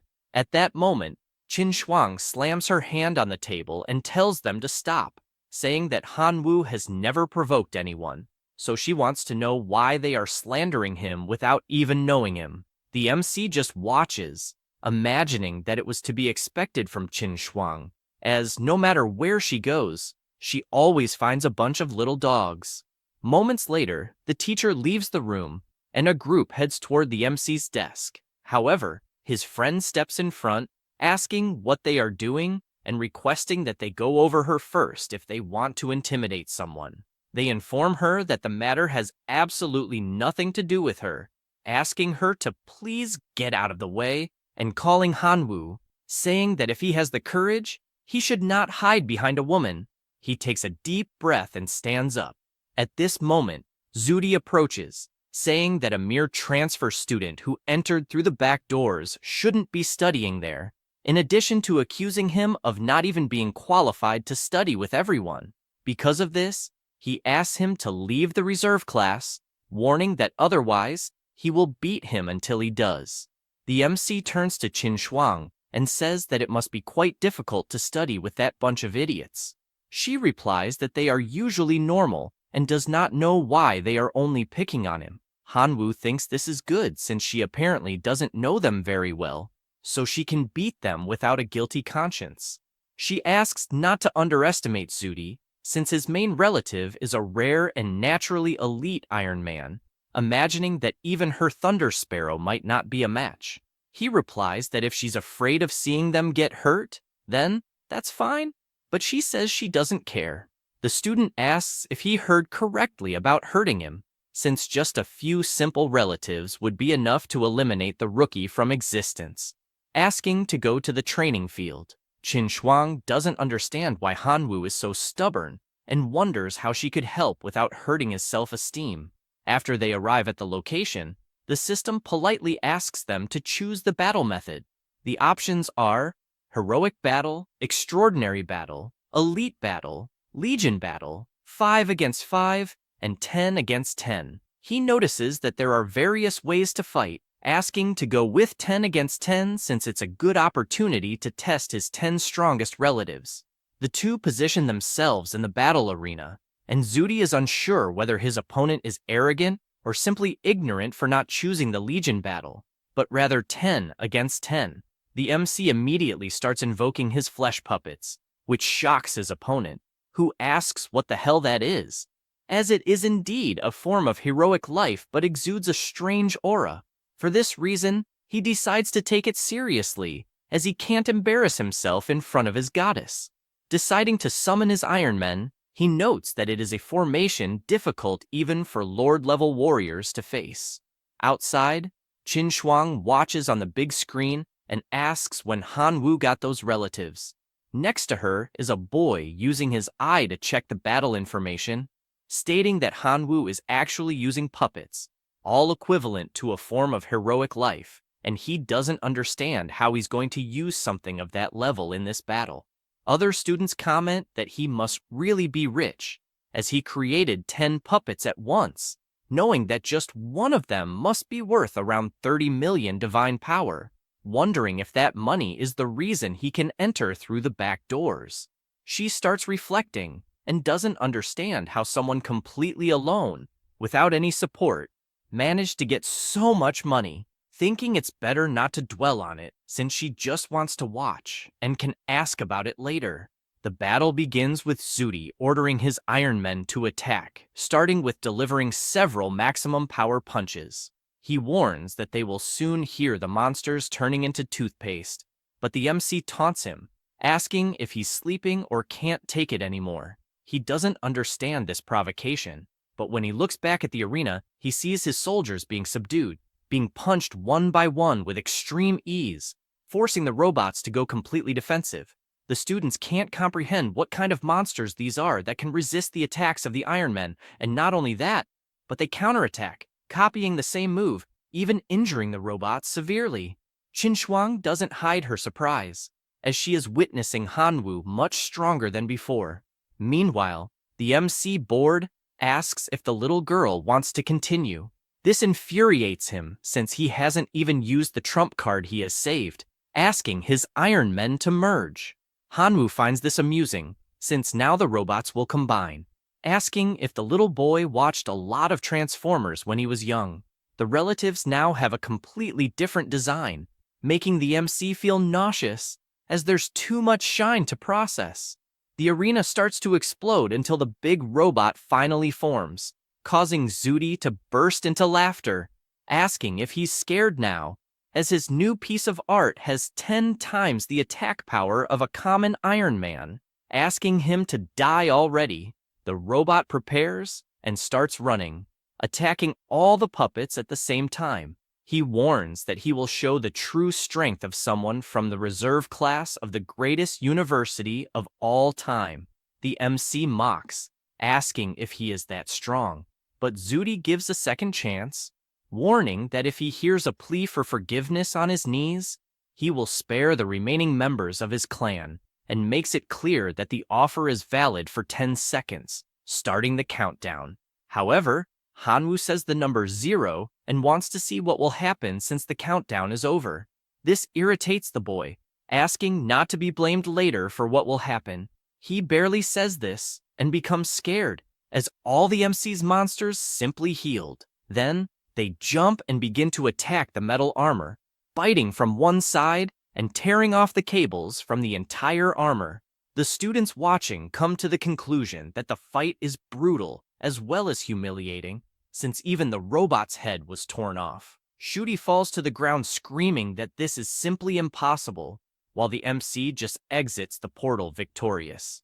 Shuang is about to say something, but another person calls for the grasshopper boy. He turns to see who it is, and the guy hugs him, saying he was sure he would pass the academy test, as he knew he wouldn't disappoint him after recommending him. He notices that it's Xian Meng and asks how the hell he looks decades younger. The mammoth man is happy that he recognized him, saying he just changed his look, shaving his beard, as his previous appearance intimidated the girls a lot. The other students overhear this conversation and apologize, as they didn't know he was a recommended student and accused him of pulling strings to get in. He asked them not to worry, as everything is fine. Xian Meng warns that he is a first year at the Imperial University and also Hanwoo's protector. He makes it clear that anyone who dares to mess with the boy will be messing with him, taking the MC to another place, as he has some friends to introduce. After going up the stairs, he informs his two friends that he is with the boy they mentioned. Ziaxian introduces himself, saying he is a freshman at the academy and that it is a pleasure to meet him. The girl does the same, saying her name is Yelling and asking if he really defeated Xian Meng in the arena. He greets the two seniors, saying that he is a rookie at the university and that defeating their friend was pure luck. She makes it clear that having luck is also a strength, sharing that they discovered that the next class of the reserved class will be a survival simulation in Outland, the zombie city, a low-level secret realm. And with that said, she expresses her wish for him to bring something for them. The MC comments that the three seniors seem to be specialists in demigods, so why would they need a mere novice? The girl laughs, asking him not to be so modest since he is nothing like a novice, and explains that the zombie city is the low-level secret realm of the university and, according to regulations, can only be used to simulate an important class for reserve students, so they cannot enter. Mr. Mammoth says that's true because if he could enter, he would completely destroy the city. His friend, laughing, agrees with all of this. She also mentions that there is an extremely rare resource in this secret realm called Wisdom Fruit, which can help non-human races improve their intelligence, as long as they are willing to pay 1 divine point for each fruit. Inside, the MC imagines that he really needs those divine points, and, for that reason, replies that he will help. Yelling asks him to take the seed he has in hand, as it will be extremely useful for the next major class. After that, already at night, Hanwoo is lying down, thinking that he could prepare for the ascension ritual of the demigod after accumulating 6 divine points, but he didn't expect there to be such a long way to go, recalling that the teacher said he could prepare for the ceremony to become a demigod as soon as he reached 6 divine points. However, a demigod with 6 points is a hybrid and can only be fused with lower-level divine authority in the future. For this reason, the students of the Imperial University do not waste their potential in this way, and usually continue evolving. She also explains that after increasing divinity by 6 points, the required amount will increase, with the 7th point requiring 2 divine points to be absorbed, just as the 8th point requires 3 points, and so on, up to a maximum of 10 points, as promoting demigods at the 10 divine point stage have the greatest potential. So, in the future, he may even fuse 5 divine authorities. He is amazed by the amount of important information she shared, as well as realizing that she has many hopes for him. For this reason, he will do his best to earn those divine points. After that, a few days pass, and one of the students asks Hanwoo if he heard that in the next main class, they will do a supernatural survival simulation and go to the low-level secret realm called Zombie Tower. He even found out that some veterans are buying resources that novices find in that place. Zudi calls the MC to bet since it's an important class. He asks what this bet would be. Zudi suggests they bet on who will have the best grade, and if he himself gets the highest grade, Hanwoo will no longer be able to approach Qin Shuang, and if the MC wins, he, Zudi, will no longer have improper thoughts about her. Hanwoo can't believe the nonsense he just heard, and asks if Zudi has something against the principal, since he doesn't understand how he managed to get into the university with that level of intelligence, also saying that it doesn't matter if he has improper thoughts or not, as in the end, she doesn't like him anyway. Zudi says he doesn't care about that as long as Hanwoo stays away from her and is willing to pay any price. At that moment, Qin Shuang approaches, asking if she heard correctly that he will no longer bother her if Hanwoo wins. He gets frustrated, saying that he likes her very much, so why won't she just accept his pursuit? She asks him to answer the question quickly. The boy replies that yes, if Hanwoo beats him in this dispute, he will no longer have improper thoughts about her. Qin Shuang asks her classmate to accept the bet since it will help her, but he asks if they are not all geniuses there, as he cannot be blamed if he loses. She says that's fine because she firmly believes she will win. At this moment, the teacher asks if everyone is ready, commenting that they should already know the information for the main class, explaining once again that it is a supernatural survival simulation, so the difficulty will be higher than for the secondary classes. She then asks them to start right away. The system informs everyone that the survival simulation in the outer realm is activated and that, to avoid being detected by the consciousness of the outer realm, all services related to the divine realm will be automatically blocked. The gods have been affected by the scent of the outer realm, and their constitution has been reduced to that of ordinary humans. Moreover, the points leaderboard is open. Now, an introduction to the scenario. Zombie City is a beautiful place, and the hospitable zombies will kindly rip the brains out of guests and eat them to show their welcome. Whenever night falls, they go out to hold a carnival. The students comment that they are starving but don't understand why the spatial ring isn't opening since they have plenty of food inside. The MC imagines that everyone there are deities, so they could go 10 days or even half a month without feeling hungry. However, with the damaged divine artifacts, everything indicates that this is part of the survival test. Imagining that at least the most critical skills are intact, he figures everything will be fine. In this case, he is referring to his directional mutation ability and life sacrifice ability. He tells Qin that he wants to take a look around the city, and she says that's fine, slapping her hand on the ground and summoning one of her giant birds, asking to go together. He says it's not necessary, then transforms into his dragon form, and with that, the two travel through the skies. They land shortly after arriving in the middle of the city, and he notices that everything seems complete there, as there's even a cafe and restaurant. He then hears her stomach growl and bursts out laughing. She asks him not to laugh, but the MC merely suggests they go to the restaurant to see what's good there. Upon arriving at the place, they are greeted by the attendant, who asks what they would like and offers the menu. Hanwoo explains that they are travelers from another city and that, unfortunately, they are out of money. However, the bearded man doesn't take this well and pulls out a weapon, telling the beggars to get out of the restaurant and asking if they think they are the Jiangshi wandering the streets at night. Qin Shuang becomes furious at how they are being treated, but the MC asks her to calm down, explaining that they are currently ordinary humans and that if they get shot, it's over. At that moment, he remembers that Yelling gave him a seed and said it would be useful in that realm. Because of this, he decides to try, showing the seed and asking if the man would be interested. The restaurant owner immediately changes his expression, becoming honored to see such a precious seed and asking him to please sell it, offering 10 gold coins for it. Hanwoo asks him to first prepare food for the two of them since they are starving, and the man agrees. They are both impressed by the amount of food prepared for them, and while they eat, the MC takes the opportunity to ask a bit about that place. The restaurant owner explains that it is a magical city, telling them that in Jiangshi City, humans and monsters coexist. Humans hunt zombies for money and other resources. However, these zombies can consume human brains. So every night, countless zombies roam the streets, chasing any living beings they see, even invading houses.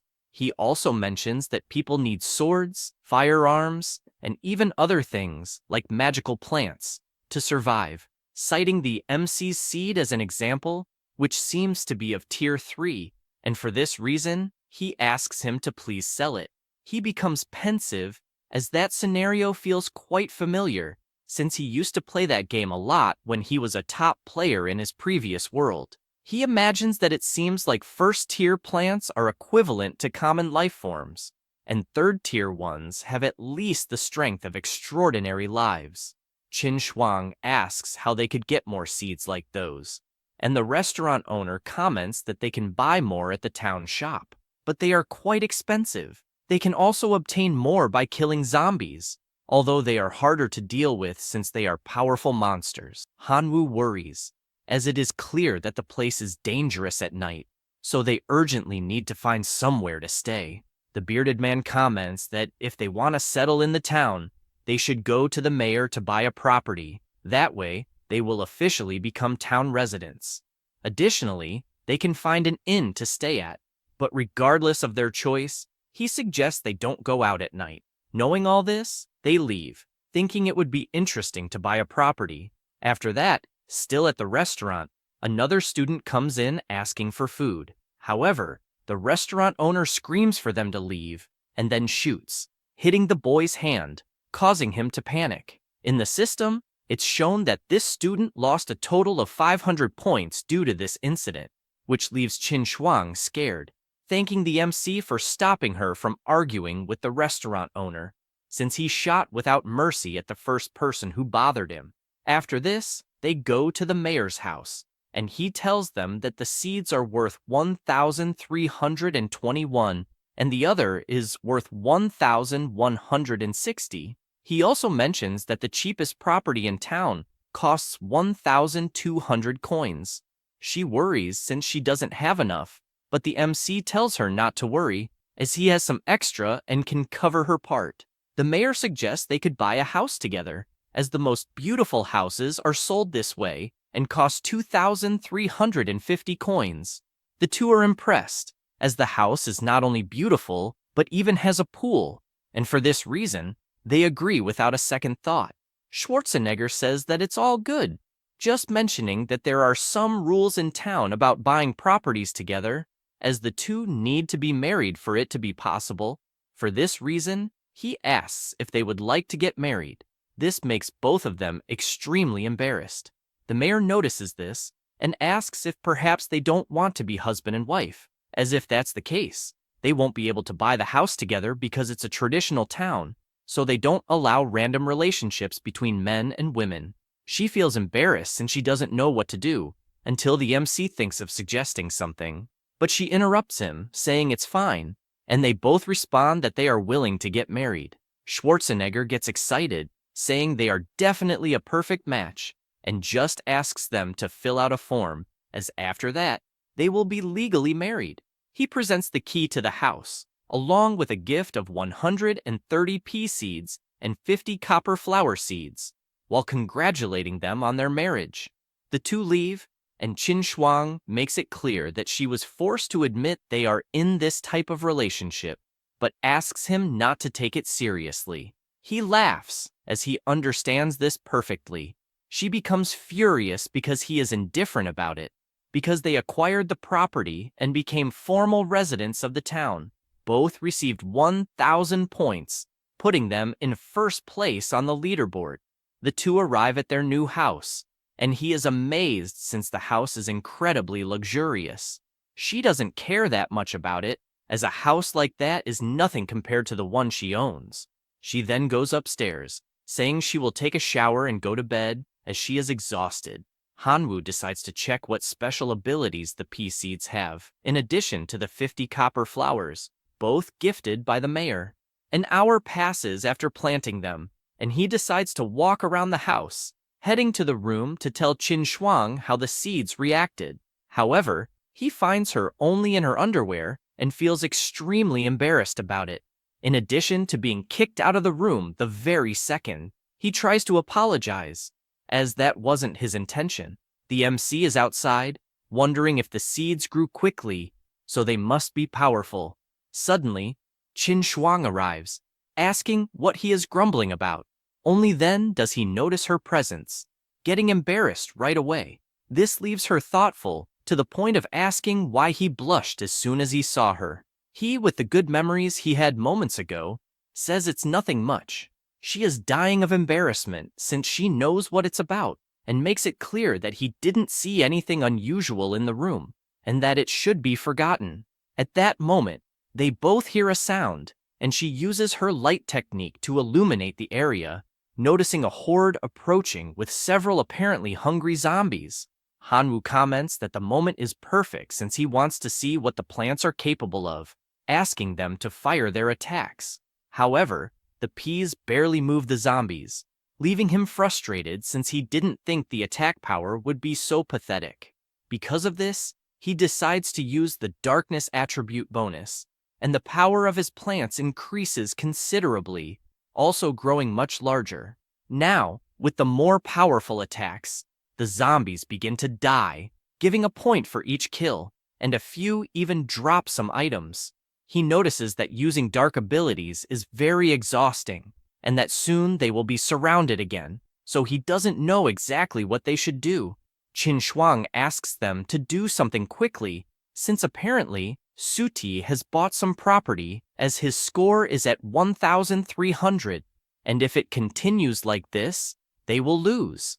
Hanwoo is deep in thought about the plants since they need to find a way to speed up their zombie kills, and he concludes that they are considered living organisms, so they must have genes that can mutate. With that, he decides to test his directional mutation on the plants. With this initiative, 4 options emerge. The first is the range mutation, which extends the range of the pea shooter. The second mutation is the firing speed, which accelerates the firing rate of the pea shooter. The third option is the multiple head variant, which increases the number of firing tips of the pea shooter that can attack. The fourth option is the root mutation, which increases the size of the roots of the pea shooter. He imagines that all are good options and decides to test all 4. Because of this, the peas change appearance due to the mutation, and the killing begins since they are much more powerful now. Suddenly, another monster appears, and they notice that now the zombies seem to be stronger. One of them firmly holds the flag and throws it with all his strength towards the plants. However, he misses the target, becoming confused since he could have sworn he threw it in the right place, but barely thinks about it and is mowed down by the mutant plants.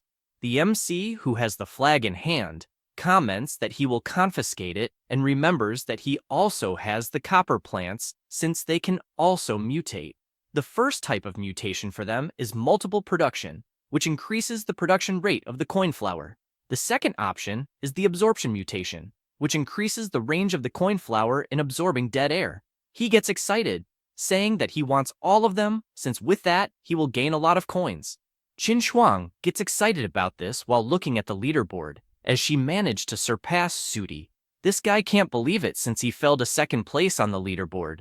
However, he doesn't intend to let this slide, deciding to use his level 4 plant, the dragon grass seed. 2 hours pass and a dragon is formed from this seed, which with just one fire breath decimates several zombies at once. His points go up until they reach 1,610, surpassing Hanwoo. He calls the MC a bastard, as he is nothing more than a person without parents who wants to face a descendant of a true god, and for that reason will lose miserably. Morning arrives, and the sun grows stronger, decimating all the zombies present in the city, as they can only come out at night. Qin Shuang, on top of a giant pile of coins, admits to being impressed and asks how the plants became so powerful all of a sudden. He tells her that in fact, he mastered a directional mutation ability, which allows living beings to become more powerful. She thinks this ability is quite distorted, but laments since they are still behind in points. He notices that Zudi has 201,000 points, while he himself has 128,000. But even so, she asks not to worry since it's just the beginning, as they will still uncharm those plants to buy some better ones. Night falls again, and their plants are now level 2 and level 3. She is watching from the top of the house and comments that they are probably in trouble since the zombies are a bit different. She is looking at a horde completely approaching, composed of level 3 night zombies, as well as level 4 violent dancer zombies. Hanwoo asks if it's really a level 4 dancer zombie since he doesn't know how they would deal with that. She says the same, then asks what they will do about it. He asks to turn off the lights and all sound since zombies are attracted to that, then hopes they haven't seen them. The two follow the plan and leave the mansion completely dark, then watch how the zombies will react. Finding the result great, since the zombies are heading to Miss Sar's house next door, he notices they are distracted, wandering aimlessly, and asks Qin Shuang to use her lighting, since they could gain points by killing those distracted zombies. She says it's fine, and summons her energy ball, launching it at the zombies caught off guard. The remaining ones return to counterattack, but this time the plants spring into action, firing away at the remaining monsters. A mounted zombie managed to approach at high speed, but is defeated by the boxing plant. After that, the MC notices that Shutier is growing way too fast and doesn't understand how this is possible, since the difference between them is almost 100,000 points. At this moment, someone laughs, asking Hanwoo if he's scared of how fast he is evolving. Looking back, He asks what the hell Chingnian is doing there, eating soft tofu. The zombies leap toward his residence but are gunned down by the oak archers, defeating absolutely all the zombies trying to approach. The boy gets excited, asking for more zombies to come since first place will be his. Hanwoo comments that he didn't expect to see a guy who is an idiot, but Qin Shuang asks if, by any chance, that's envy or jealousy, and he replies that if he loses, she will continue to be bothered by that idiot Suti. At this moment, the dancer zombie approaches and summons two others to assist. Now, the three head toward the mansion, making the MC comment that the level 4 zombie has crossed that idiot's defense line. That's all, folks. If you enjoy the video, subscribe and hit the bell. Thanks.